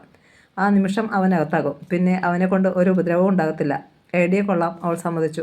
പിന്നെന്താ നിനക്കൊരു കോൺഫിഡൻസ് ഇല്ലാത്തതുപോലെ? അവളുടെ മുഖം കണ്ട് അയാൾ ചോദിച്ചു. അതിൽ ചില അപകടങ്ങളുണ്ട്. ഒന്നാമത്തെ കാര്യം, നമ്മൾ തമ്മിലുണ്ടായിരുന്ന ബന്ധത്തെക്കുറിച്ച് അയാൾ പോലീസിനോട് പറയും. പോലീസിൽ നിന്ന് അക്കാര്യം ആദർശ് ചേട്ടൻ അറിയും. അത് ശരിയാണെന്ന മട്ടിൽ അയാൾ മെല്ലെ തലകുലുക്കി. തന്നെയുമല്ല, ഇത്തരം കേസുകളൊക്കെ ഒരു തരം സെൻസേഷൻ ഉണ്ടാക്കും. നല്ല പബ്ലിസിറ്റി കിട്ടും. ബാങ്കിൽ എല്ലാവരും അറിയും. അവൾ ഭയന്നു. എൻ്റെ മനസ്സിൽ വേറൊരു പോം വഴിയും തോന്നുന്നില്ല സ്വാതി, നിസ്സഹായതയോടെ ശ്യാംകുമാർ പറഞ്ഞു. പക്ഷേ റിംസനെ നിലക്ക് നിർത്തിയേ പറ്റൂ. അല്ലെങ്കിൽ അയാൾ ഈ ബ്ലാക്ക് മെയിലിംഗ് തുടർന്നുകൊണ്ടേയിരിക്കും. വിഷണയായി അവൾ പറഞ്ഞു. എങ്കിൽ എനിക്ക് അവനെ കൊല്ലേണ്ടി വരും. ശ്യാം പല്ല് ഞെരിച്ചു. 2 പേരും ആലോചനയിൽ മുഴുകി അല്പനേരം ഇരുന്നു. ആദർശ് വരാറായോ? പെട്ടെന്ന് ശ്യാംകുമാർ ചോദിച്ചു. ഇല്ല, 1 മണിക്കൂർ കഴിയുമെന്നാണ് പറഞ്ഞത്. അതിനു മുമ്പേ വന്നാലോ? ഗേറ്റ് അടച്ച് കുറ്റിയിട്ടിട്ടുണ്ട് ഞാൻ. പെട്ടെന്ന് കയറി വരത്തില്ല. എവിടെ പോവാണെന്നാണ് പറഞ്ഞത്? ഞാൻ ചോദിച്ചില്ല ശ്യാമേട്ടാ. വീണ് കിട്ടിയ ഒരവസരം നമുക്ക് ഉപയോഗിക്കാമല്ലോ എന്ന സന്തോഷത്തിലായിരുന്നു ഞാൻ. എവിടെ വേണമെങ്കിലും പോകട്ടെ എന്ന വിചാരമായിരുന്നു എനിക്ക്. അവളുടെ അടുത്ത് പോയതായിരിക്കും ഹോസ്പിറ്റലിൽ, ശ്യാംകുമാർ പറഞ്ഞു. അതിനാണ് സാധ്യത. അല്ലെങ്കിൽ പിന്നെ ഈ രാത്രി നേരത്തെ വേറെ എവിടെ പോകാനാ? അവളെ ഒന്ന് കണ്ടില്ലെങ്കിൽ കിടന്നാൽ ഉറക്കം വരത്തില്ലായിരിക്കും, അരിശത്തോടെ സ്വാതി പറഞ്ഞു. അത് സാരമില്ല. നിന്റെ ഭർത്താവ് പോയത് കൊണ്ടല്ലേ നമുക്കിപ്പോൾ തമ്മിൽ കാണാൻ പറ്റിയത്. പോയിട്ട് വരട്ടെ. നീയായിട്ട് ഇനി തടയണ്ട. പുകഞ്ഞ കൊള്ളി പുറത്ത്. അവളെ ഐസിയുവിൽ നിന്ന് മാറ്റിയോ? സ്വാതി ചോദിച്ചു. എനിക്കറിയില്ല. ശ്യാമേട്ടൻ പിന്നെ അങ്ങോട്ട് പോയില്ലേ? ഇല്ല. വിളിച്ചുമില്ലേ? ഇല്ല സ്വാതി. ഞാൻ എന്തിന് ഇനി അവളുടെ കാര്യം തിരക്കണം? അവൾ ഇനി എൻ്റെ ഭാര്യയല്ല, ആരുമല്ല, അയാൾ വെറുപ്പോടെ പറഞ്ഞു. ഹോസ്പിറ്റലിൽ നിന്ന് തിരിച്ചു വരുമ്പോഴോ? അടിച്ചിറക്കും ഞാൻ. ഗർഭിണിയാണ്, അത് മറക്കണ്ട. പിന്നെ കേസും പൊല്ലാപ്പുമാവും, അവൾ മുന്നറിയിപ്പ് കൊടുത്തു. എങ്കിൽ ഞാനിവിടുന്ന് താമസം മാറും. എങ്ങോട്ട്? ആലുവയിലേക്ക്. ബാങ്കിനടുത്ത് നല്ല ഒന്നാന്തരം ലോഡ്ജുകളുണ്ട്. ശ്യാമേട്ട പോകരുത്, ഇവിടെ തന്നെ ഉണ്ടാകണം. ഇനി അങ്ങനെ ഞാനും അവളും കൂടി ഈ വീട്ടിൽ? അതെനിക്കറിയില്ല. പക്ഷേ ശ്യാമേട്ടനെ എനിക്കൊന്ന് കാണണം. അയാൾ അവളുടെ മുഖത്തേക്ക് നോക്കിയിരുന്നു. ശ്യാമേട്ടൻ എന്നെ കാണണ്ടേ? കാണണം. എനിക്കിപ്പോൾ വേറെ സന്തോഷങ്ങളൊന്നുമില്ല. എന്നിട്ടാണ് അവൾ ചുണ്ടുകൾ കൂർപ്പിച്ച് അയാളെ നോക്കി. ഞാൻ എങ്ങോട്ട് പോകുന്നില്ല സ്വാതി. ശ്യാമേട്ടൻ ഇവിടെ ഉണ്ടാകണം. എനിക്കൊരു ബലമാണ്. അല്ലെങ്കിൽ ആ റിംസൺ എന്നെ ഉപദ്രവിക്കും. പെട്ടെന്നാണ് ശ്യാംകുമാറിൻ്റെ മനസ്സിൽ പുതിയ ഒരാശയം മിന്നിക്കത്തിയത്. ആദർശില്ലാത്തൊരു ദിവസം നീ അവനെ വീട്ടിലേക്ക് ക്ഷണിക്കു സ്വാതി. അവളൊന്ന് ഞെട്ടി. ശ്യാമേട്ടൻ എന്താണ് ഈ പറയുന്നത്? അവന് കീഴടങ്ങാനോ? വിശ്വാസം വരാതെ അവൾ ചോദിച്ചു. അല്ല മോളെ, അവൻ വന്ന് ബെല്ലടിക്കുമ്പോൾ വാതിൽ തുറക്കുന്നത് ഞാനായിരിക്കും. അയ്യോ, അത് വേണ്ട, അവൾ ഭയന്നു. ഞാൻ പറയുന്നത് മുഴുവൻ കേൾക്ക്. അവനെ അകത്ത് കയറ്റി ഞാൻ ശരിക്കൊന്ന് പെരുമാറും. കയ്യും കാലും ഒടിക്കില്ല, മുറിവും ഉണ്ടാക്കത്തില്ല. എന്നിട്ട് വലിച്ചിഴച്ചു കൊണ്ടുപോയി റോഡിൽ തള്ളും. പിന്നെ അവനൊരിക്കലും നിന്നെ വിളിക്കത്തില്ല. ആദർശേട്ടനോട് എല്ലാം പറയും റിംസൺ. നിന്റെ നിലവിളി കേട്ട് ഞാൻ ഓടി വന്നതാണെന്നും നിന്നെ അവൻ ഉപദ്രവിക്കുന്നത് കണ്ട് അവനെ തല്ലിയതാണെന്നും ആദർശിനോട് ഞാൻ പറയാം. പിന്നെ അവൻ എന്തു പറഞ്ഞാലും ആദർശ് വിശ്വസിക്കത്തില്ല. എന്നോട് നിന്നോട് ഉള്ള പക കൊണ്ട് പറയുന്നതാണെന്നേ വിചാരിക്കൂ. എന്നാലും ശ്യാമേട്ടാ, സ്വാതിയുടെ പേടി മാറിയില്ല. നിനക്കെന്നെ വിശ്വാസമില്ലേ? ഉണ്ട്. എന്നാൽ സമാധാനമായിട്ടിരിക്കെ. അപ്പോഴാണ് ഗേറ്റിൻ്റെ അഴികൾക്കിടയിലൂടെ കാറിൻ്റെ ഹെഡ്ലൈറ്റിൽ നിന്നുള്ള ശക്തമായ വെളിച്ചം അകത്തേക്ക് പതിക്കുന്നത് രണ്ടുപേരും ശ്രദ്ധിച്ചത്. ആദർശ് വന്നെന്ന് തോന്നുന്നു. ഞാൻ പോവാ ശ്യാമേട്ടാ. സ്വാതി വേഗം വെളിയിലേക്ക് ഇറങ്ങി. അവൾ ഇരുമ്പ് കോവണി വഴി മുകളിലേക്ക് ഓടിക്കയറി. രാത്രിയിലൊന്ന് ഉറങ്ങിക്കഴിഞ്ഞ് എപ്പോഴോ ഗാഥ കണ്ണു തുറന്നു. അപ്പോൾ മുറിയിൽ മങ്ങിയ വെളിച്ചമുണ്ടായിരുന്നു. ബൈസ്റ്റാൻഡർക്കുള്ള ബെഡിൽ അമ്മയും നിലത്ത് ഷീറ്റ് വിരിച്ച് അപർണയും ഉറങ്ങുന്നത് അവൾക്ക് നിഴൽരൂപങ്ങൾ പോലെ കാണാൻ കഴിഞ്ഞു. തലേ ദിവസം ഉച്ച കഴിഞ്ഞാണ് അവളെ ഐസിയുവിൽ നിന്ന് വാർഡിലേക്ക് മാറ്റിയത്. തൊണ്ട വരളുന്നത് പോലെ ഗാഥയ്ക്ക് തോന്നി. വെള്ളം കുടിക്കണം. രണ്ടുപേരും തളർന്നുറങ്ങുകയാണ്. അവരുണർത്തണ്ട. അവൾ മെല്ലെ എഴുന്നേറ്റ് ലൈറ്റിട്ടു. മുറിയിൽ പ്രകാശം പരന്നപ്പോൾ അപർണ ഞെട്ടിയുണർന്നു. എന്താ ചേച്ചി? ഗാഥയെ കണ്ട് അവൾ പെട്ടെന്ന് എഴുന്നേറ്റു. ഒന്നുമില്ല മോളെ, വെള്ളം കുടിക്കാനാണ്. അതിന് എന്നെ ഒന്ന് വിളിച്ചാൽ പോരായിരുന്നോ? ഇരുട്ടത്ത് കാലുതെറ്റി വീണിരുന്നെങ്കിൽ. അതിന് ഞാനത്ര കൊച്ചുകുട്ടിയൊന്നുമല്ലല്ലോ. അതല്ല, ഇപ്പോൾ ശരീരത്തിന് ആരോഗ്യം കുറവുള്ള സമയമാണ്, അതുകൊണ്ടാ. അഴിഞ്ഞുപോയ മുടി വാരി ചുറ്റി കെട്ടിവെച്ച് അപർണ ഫ്ലാസ്കിൽ നിന്ന് ഇളം ചൂടുള്ള വെള്ളം ഒരു ഗ്ലാസ്സിലേക്ക് പകർന്നു ഗാഥയ്ക്ക് കൊടുത്തു. പാവം, അമ്മ നല്ല ഉറക്കം. നാളെ ഡിസ്ചാർജ് ചെയ്യുമെന്നല്ലേ ഡോക്ടർ പറഞ്ഞത്? നമുക്ക് നേരെ വീട്ടിലേക്ക് പോകാം. വീട്ടിൽ ചെന്നാലേ അമ്മയ്ക്ക് സ്വസ്ഥത കിട്ടൂ, അപർണ പറഞ്ഞു. ഷൂറിനാട്ടോ? പിന്നല്ലാതെ. നിങ്ങൾ രണ്ടുപേരും പോയിക്കോ, ഞാൻ തൽക്കാലം അങ്ങോട്ട് വരുന്നില്ല. അയ്യോ പിന്നെ? അമ്പരന്ന് അപർണ അവളെ നോക്കി. പ്രത്യേകിച്ച് കാരണമൊന്നുമില്ലാതെ ഞാനെന്തിന് ഇപ്പോൾ അങ്ങോട്ട് വരണം? ഗാഥ ചോദിച്ചു. ചേച്ചി നേരത്തെ ഇങ്ങനെയൊന്നുമല്ല പറഞ്ഞിരുന്നത്. ശരിയാ, എന്നേക്കുമായി വീട്ടിലേക്ക് പോകണമെന്നായിരുന്നു എൻ്റെ തീരുമാനം. ആലോചിച്ചപ്പോൾ അത് ശരിയല്ലെന്ന് തോന്നി. എല്ലാവരും അറിഞ്ഞാണ് ഞാൻ ശ്യാമേട്ടൻ്റെ ഭാര്യയായി ഇവിടെ വന്ന് താമസം തുടങ്ങിയത്. പോകുന്നതും എല്ലാവരും അറിഞ്ഞു തന്നെ വേണം. ഒന്നും മിണ്ടാതെ അപർണ അവളുടെ മുഖത്തേക്ക് നോക്കിയിരുന്നു. ഒരു കാര്യവും ശ്യാം ചേട്ടൻ ആറന്മുളയിലെ വീട്ടിൽ അറിയിച്ചിട്ടില്ല. ഞാൻ ഹോസ്പിറ്റലിലാണെന്ന കാര്യം പോലും. ശരിയാണ്, എന്തെങ്കിലും അറിഞ്ഞിരുന്നെങ്കിൽ അവിടെ നിന്ന് ആരെങ്കിലും വന്നേനെ, അപർണയ്ക്ക് തോന്നി. എല്ലാവരും എല്ലാം അറിഞ്ഞിട്ടേ ഞാൻ പോകുന്നുള്ളൂ. രണ്ടിലൊന്നും തീരുമാനം ഉണ്ടാകണമെങ്കിൽ അങ്ങനെയേ പറ്റൂ. 4-5 ദിവസമായിട്ടും ശ്യാം ചേട്ടൻ പിന്നെയൊന്ന് വന്ന് അന്വേഷിച്ചത് പോലുമില്ലല്ലോ. അങ്ങനെ ഒരാളുടെ കൂടെ ചേച്ചി എങ്ങനെ? അപർണ സംശയത്തോടെ അവളെ നോക്കി. ഗാഥയെ ഹോസ്പിറ്റലിൽ അഡ്മിറ്റ് ചെയ്തതിൻ്റെ 3ാമത്തെ ദിവസം രാവിലെ അവളുടെ ഡ്രസ്സ് എടുക്കാൻ വേണ്ടി യമുന ഇടപ്പള്ളിയിൽ ചെന്നിരുന്നു. ആ സമയത്ത് ബാങ്കിലേക്ക് പോകാനുള്ള ഒരുക്കത്തിലായിരുന്നു ശ്യാംകുമാർ. ഡ്രസ്സ് എടുക്കാൻ വന്നതാണെന്ന് പറഞ്ഞപ്പോൾ അയാൾ എതിർത്തില്ല. പക്ഷേ ഗാഥയെക്കുറിച്ച് ഒരക്ഷരം പോലും ചോദിച്ചതുമില്ല. അത്യാവശ്യം ഡ്രസ്സ് എടുത്ത് ഗാഥയുടെ ഹാൻഡ് ബാഗും മൊബൈലുമായിട്ടാണ് യമുന മടങ്ങിയത്. എന്നെ കൊല്ലുന്നെങ്കിൽ കൊല്ലട്ടെ, അല്ലെങ്കിൽ ആ വീട്ടിൽ നിന്ന് ഇറക്കി വിടുന്നെങ്കിൽ വിടട്ടെ. എന്തായാലും എല്ലാവരും അറിഞ്ഞു മതി. ചേച്ചിയുടെ ഇഷ്ടം. ഇനി കിടക്ക്. ശരിക്കുറങ്ങിയാലേ ശരീരത്തിൻ്റെ ക്ഷീണം മാറും. ലേറ്റണച്ച് രണ്ടുപേരും ഉറങ്ങാൻ കിടന്നു. പക്ഷേ ഗാഥയ്ക്ക് ഉറക്കം വന്നില്ല. അപർണയോട് അങ്ങനെയൊക്കെ പറഞ്ഞെങ്കിലും പുച്ഛവും അവഗണനയും സഹിച്ച് ഒരാളോടൊപ്പം ഒരേ വീട്ടിൽ എങ്ങനെ ജീവിക്കുമെന്ന് അവൾക്കറിയില്ലായിരുന്നു. പിറ്റേന്ന് രാവിലെ പതിവ് പോലെ 9 മണിയായപ്പോൾ റൗണ്ട്സിന് ഡോക്ടർ വന്നു. എങ്ങനെയുണ്ട് ഗാഥേ, സുഖമല്ലേ? പുഞ്ചിരിയോടെ അദ്ദേഹം ചോദിച്ചു. സുഖമാണോ ഡോക്ടർ? അവൾ പറഞ്ഞു. ഗാഥയെ ഞാനിന്ന് ഡിസ്ചാർജ് ചെയ്യുകയാണ്. കൃത്യമായ മരുന്നുകൾ കഴിക്കണം. 2 ആഴ്ച കൂടി റെസ്റ്റ് എടുക്കുക എന്ന് വിചാരിച്ച് ഒരേ കിടപ്പ് കിടക്കണ്ട. ചെറിയ ജോലികൾ ചെയ്യാം. കുറേ നേരം നടക്കാം. മനസ്സിലായില്ലേ? മനസ്സിലായി എന്നർത്ഥത്തിൽ അവൾ തലകുലുക്കി. 2 ആഴ്ച കഴിഞ്ഞ് നോർമൽ ലൈഫിലേക്ക് തിരിച്ചു വരാം. ഓഫീസിൽ പോകണമെങ്കിൽ പോകാം. അടുത്ത ചെക്കപ്പിനുള്ള ഡേറ്റിൽ വരികയും വേണം. ശരി ഡോക്ടർ. ഡോക്ടറും നഴ്സുമാരും പോയി. ബില്ല് എത്രയാകുമെന്ന് അറിയില്ലല്ലോ, യമുന പറഞ്ഞു. എത്രയെങ്കിലും ആകട്ടെ അമ്മേ, ബാങ്കിൽ പണമുണ്ട്. എൻ്റെ സാലറിയിൽ നിന്ന് 1 രൂപ പോലും ഷാൻചേട്ടൻ എടുത്തിട്ടില്ല. കാർഡ് കൊടുത്ത് ബില്ല് പേ ചെയ്യാം, ഗാഥ പറഞ്ഞു. നിന്നെ അവിടെ കൊണ്ടുചെന്ന് ഒറ്റയ്ക്കാക്കിയിട്ട് ഞങ്ങളെങ്ങനെ മനസ്സമാധാനത്തോടെ പോകും മോളെ? എനിക്ക് പേടിയൊന്നുമില്ല അമ്മേ. ചേച്ചിക്ക് പേടിയില്ലെങ്കിലും ഞങ്ങൾക്ക് പേടിയുണ്ട്. അമ്മയ്ക്ക് ഇനി ലീവൊന്നും ബാക്കി കാണത്തില്ല. അതുകൊണ്ട് അമ്മ പോയിക്കോട്ടെ. ചേച്ചിയുടെ അടുത്ത് ചെക്കപ്പ് കഴിയുന്നതുവരെ ഞാനും ഇനി കാണും, അപർണ പറഞ്ഞു. നിനക്കവിടെ ബോറടിക്കും, ഗാഥ നിരുത്സാഹപ്പെടുത്തി. ഞാനത് സഹിച്ചോളാം. 10 മണി കഴിഞ്ഞപ്പോൾ ഒരു നേഴ്സ് ബില്ല് കൊണ്ടുവന്ന് കൊടുത്തു. 72,000 ചില്ലറയും. അത്രയും രൂപ കാണുമോ മോളെ, യമുന ചോദിച്ചു. കാണാതിരിക്കില്ല അമ്മേ. ഇല്ലെങ്കിൽ അത്യാവശ്യത്തിന് സ്വർണ്ണം നമ്മുടെ കയ്യിലുണ്ടല്ലോ, അപർണ പറഞ്ഞു. അത് നേരാ. എന്തായാലും ഉച്ച കഴിഞ്ഞ് നമുക്ക് പോയാൽ മതി. അതിനു മുമ്പ് ശ്യാമിനെ വിളിച്ച് വിവരം പറയണ്ടേ? ശ്യാം ചേട്ടൻ ബാങ്കിൽ പോയി കാണും. വീടിൻ്റെ താക്കോലില്ലാതെ നമ്മൾ എങ്ങനെയാ? അപ്പോഴാണ് അപർണ അക്കാര്യവും ഓർത്തത്. 2 താക്കോലുണ്ട് മോളെ. എൻ്റേത് ഹാൻഡ് ബാഗിലുണ്ട്, ഗാഥ പറഞ്ഞു. അമ്മ ചെന്ന് ബാഗ് എടുത്ത് കൊണ്ടുവന്നത് ഭാഗ്യമായി. അവർ സംസാരിച്ചു കൊണ്ടിരുന്നപ്പോഴാണ് വാതിൽക്കൽ ആരോ മുട്ടിയത്. അപർണ ചെന്ന് കതക് തുറന്നു. ആദർശാണ് വന്നത്. ഇന്ന് ഓഫീസിൽ പോയില്ലേ, അയാൾ കണ്ട് ഗാഥ ചോദിച്ചു. ഇന്ന് നേരത്തെ വർക്ക് സൈറ്റിൽ പോയി ഇൻസ്ട്രക്ഷൻ നടത്തി വേണ്ട നിർദ്ദേശങ്ങൾ കൊടുത്തിട്ട് നേരെ ഇങ്ങോട്ട് പോന്നു. ഇനി ഉച്ച കഴിഞ്ഞ് ചെന്നാൽ മതി. ഗാഥ ചേച്ചിയെ ഡിസ്ചാർജ് ചെയ്തു, അപർണ അറിയിച്ചു. ഇന്നലെ അക്കാര്യം പറഞ്ഞിരുന്നല്ലോ. നിങ്ങളെ വീട്ടിൽ കൊണ്ടുചെന്നാക്കാനാണ് ഞാൻ വന്നത്. എന്നാൽ ഞാൻ പോയി ബില്ലടിച്ചിട്ട് വരാം. അപർണ പേഴ്സ് എടുത്തു. ബില്ല് ഞാൻ അടച്ചു. മനസ്സിലാകാത്ത മട്ടിൽ ഗാഥയെ അപർണയും യമുനയും ആദർശനെ നോക്കി. അതെങ്ങനെയാ? നേഴ്സിൻ്റെ കയ്യിലാണല്ലോ ബില്ല് തന്നത്, അപർണ പറഞ്ഞു. ഓഫീസിൽ ചെന്ന് ഗാഥയുടെ പേരും റൂം നമ്പറും പറഞ്ഞപ്പോൾ അവർ ബില്ലിൻ്റെ കോപ്പി അടിച്ചു തന്നു. വേണ്ടായിരുന്നു ആദർശ്, അനുകൂലിക്കാതെ ഗാഥ പറഞ്ഞു. എന്നെ അന്യനായിട്ട് നീ കാണുന്നതെങ്കിൽ ആ സംഖ്യ തിരിച്ചു തന്നേക്ക്. ഞാൻ വാങ്ങിക്കൊള്ളാം. 3 പേരും ഒന്നും മിണ്ടിയില്ല. ഞാൻ വെയിറ്റ് ചെയ്യാം. എല്ലാം പായ്ക്ക് ചെയ്ത് കഴിഞ്ഞ് വിളിച്ചാൽ മതി. അയാൾ പുറത്തേക്കിറങ്ങി. അപർണ ചെന്ന് വാതിലടച്ചു. ആദർശ് ചേട്ടൻ്റെ ആ പൈസ തിരിച്ചു കൊടുക്കണം ചേച്ചി. ഗാഥ മൂളി. അവൻ മതിയായിരുന്നു മോളെ നിനക്ക്. പക്ഷേ തലവരെ മായ്ച്ചു കളയാൻ പറ്റില്ലല്ലോ, വ്യസനത്തോടെ യമുന പറഞ്ഞു. ഒരു പക്ഷേ എല്ലാം നേരെയാകും അമ്മേ. വീണ്ടും വിചാരം വരുമ്പോൾ ശ്യാം ചേട്ടനെല്ലാം ക്ഷമിച്ചെന്നും വരാം, അപർണ പറഞ്ഞു. ശുഭാപ്തി വിശ്വാസം നല്ലതാ, പക്ഷേ ഒന്നും ഇനി നേരെയാകത്തില്ല മോളെ, ഗാഥ പറഞ്ഞു. അവൾ നൈറ്റി അഴിച്ചുമാറ്റി ബാഗിൽ നിന്ന് ചുരിദാറെടുത്ത് ധരിച്ചു. മുടി ചീകി. അപർണയും യമുനയും കൂടി വസ്ത്രങ്ങൾ മടക്കി ബാഗിൽ വെച്ചു. ഫ്ലാസ്കും പ്ലേറ്റും ഗ്ലാസുമൊക്കെ ഷോൾഡർ ബാഗിലാക്കി. ആദർശേട്ടനെ വിളിക്കേ. എല്ലാം പായ്ക്ക് ചെയ്ത് കഴിഞ്ഞപ്പോൾ അപർണ പറഞ്ഞു. അതിനു മുമ്പേ ശ്യാമിനെ വിളിച്ച് വിവരം പറ മോളെ, യമുന ആവശ്യപ്പെട്ടു. ഗാഥ മൊബൈൽ എടുത്ത് ശ്യാംകുമാറിനെ വിളിച്ചു. എന്താ? ബെല്ലടിച്ച് തീരാറായപ്പോൾ ശ്യാംകുമാർ കോൾ എടുത്തു. എന്നെ ഹോസ്പിറ്റലിൽ നിന്ന് ഡിസ്ചാർജ് ചെയ്തു. ഇപ്പോൾ അതിന് ഞാനെന്ത് വേണം, രോഷത്തോടെ അയാൾ ചോദിച്ചു. ഒന്നും വേണ്ട. വീട്ടിലുണ്ടോ അതോ ബാങ്കിലാണോ എന്നറിയാൻ വേണ്ടി വിളിച്ചതാണ്. നേരത്തെ അരച്ചിരുന്നെങ്കിൽ സ്വീകരിക്കാൻ ആനയും അമ്പാരിയുമായി കാത്തു നിൽക്കാമായിരുന്നല്ലോ, പരിഹാസത്തോടെ അയാൾ പറഞ്ഞു. അമ്മയും അപർണയും ഇതൊന്നും കേൾക്കുന്നില്ലല്ലോ എന്നോർത്ത് അവൾ ആശ്വസിച്ചു. വരുമ്പോൾ ഞാൻ വീട്ടിലുണ്ടാവും. അത് പറയാനാണ് ഞാൻ വിളിച്ചത്. വീട്ടിലെവിടെയാ? താഴെയോ മുകളിലോ, പരിഹാസത്തോടെ അയാൾ ചോദിച്ചു. അവൾക്ക് അതിൻ്റെ അർത്ഥം മനസ്സിലായി. മുകളിൽ ഒരാൾക്ക് കൂടി സ്ഥലം കാണത്തില്ലല്ലോ. അവൾ വിട്ടില്ല. ഉണ്ടായിരുന്നെങ്കിൽ നീ അങ്ങ് പോകുമായിരുന്നു അല്ലേ? ഭാര്യയെ അടക്കി നിർത്തുന്നത് ഭർത്താവിൻ്റെ കഴിവാണ്. ഞാൻ കഴിവുകെട്ടവനാണെന്നല്ലേ നീ പറഞ്ഞു വരുന്നത്? മതി, ബാങ്കിൽ വെച്ച് ഒച്ച ഉയർത്തണ്ട, മോശമാണ്. ഞാൻ വയ്ക്കുന്നു. ഗാഥ കോൾ കട്ട് ചെയ്തു. 2 പേരും തമ്മിൽ നടന്ന സംസാരം ഒട്ടും സുഖകരമായിരുന്നില്ലെന്ന് യമുനയ്ക്കും അപർണയ്ക്കും മനസ്സിലായി. എന്താ മോളെ, ഉത്കണ്ഠയോടെ യമുന ചോദിച്ചു. ഒന്നുമില്ലമ്മേ. വീട്ടിൽ ചെന്ന് കഴിഞ്ഞാലുള്ള കാര്യങ്ങളുടെ ഒരു റിഹേഴ്സൽ. നമുക്ക് ശൂരനാട്ടേക്ക് പോയാലോ? അതിനുള്ള സമയമായിട്ടില്ല.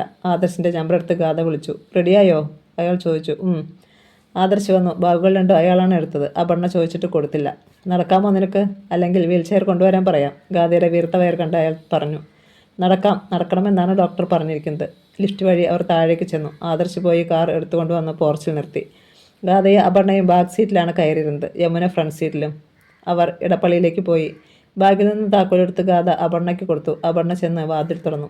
ഗാഥയെ കൈപ്പിടിച്ച് യമുന അകത്തേക്ക് കൊണ്ടുപോയി. വീട് അലങ്കോലപ്പെട്ട് കിടക്കുകയായിരുന്നു. സെറ്റിയിൽ മുഷിഞ്ഞ വസ്ത്രങ്ങൾ, നിലത്ത് കടലാസ് കഷ്ണങ്ങളും പ്ലാസ്റ്റിക് കവറുകളും. അടിച്ചു വാരിയിട്ട് ദിവസങ്ങളായിരിക്കുന്നു. നല്ല പണിയുണ്ടല്ലോ, ചുറ്റും നോക്കിയിട്ട് അപർണ സ്വയം പറഞ്ഞു. 2ാമത്തെ ബെഡ്റൂമിൽ ചെന്നാണ് ഗാഥ കിടന്നത്. ഉച്ചയ്ക്ക് കഴിക്കാൻ എന്തെങ്കിലും വാങ്ങിക്കൊണ്ട് വരട്ടെ, ആദർശ് ചോദിച്ചു. 1 മിനിറ്റ് ചേട്ടാ, ഞാൻ അടുക്കളയിലെ സ്ഥിതിയൊന്നും നോക്കട്ടെ, അപർണ പറഞ്ഞു. അവൾ ചെന്ന് കിച്ചൺ കബോർഡ് തുറന്നു നോക്കി. അരിയും പച്ചക്കറിയും ഒഴിച്ച് ബാക്കി അത്യാവശ്യത്തിന് എല്ലാം ഉണ്ട്. അവൾ ആദർശിൻ്റെ അടുത്തേക്ക് വന്ന് വിവരം പറഞ്ഞു.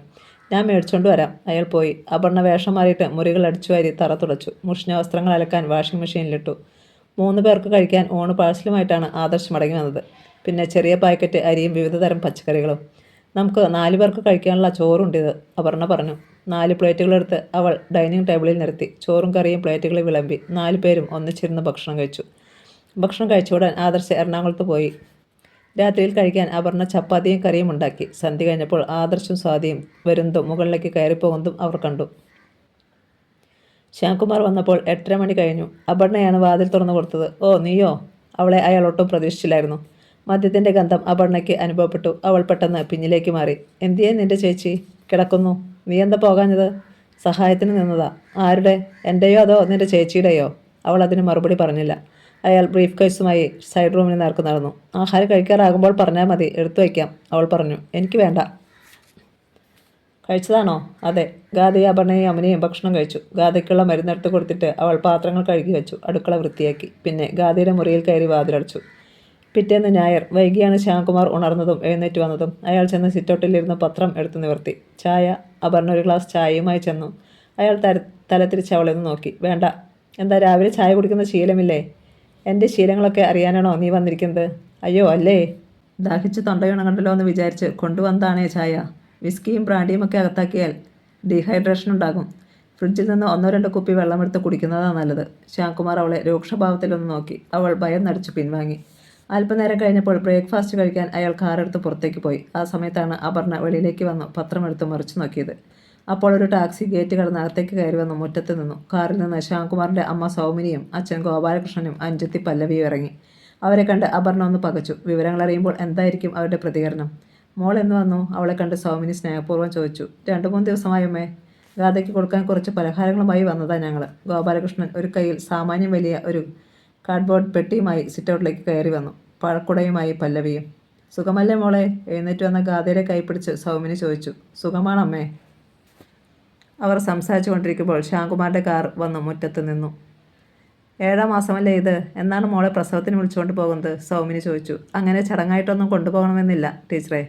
അപർണയും ഞാനും തിരിച്ചു പോകും. കൂട്ടത്തിൽ ഇവളെ കൂടി കൊണ്ടുപോകണമെന്നാണ് വിചാരിക്കുന്നത്, യമുന പറഞ്ഞു. സ്വീകരണ മുറിയിൽ ഗോപാലകൃഷ്ണനും സൗമിനിയും യമുനയും ഗാഥയുമാണ് ഉണ്ടായിരുന്നത്. ചായ ഉണ്ടാക്കാൻ അടുക്കളയിൽ അപർണയെ സഹായിക്കാൻ പോയിരുന്നു പല്ലവി. അത് പറ്റില്ല, ഗാഥമുളയെ ഞങ്ങൾ ആറന്മുളയിൽ കൊണ്ടുപോകും. ചടങ്ങനുസരിച്ച് അവിടെ വന്നു വേണം അവളെ കൊണ്ടുപോകാൻ, ഗോപാലകൃഷ്ണൻ നിർബന്ധ സ്വരത്തിൽ പറഞ്ഞു.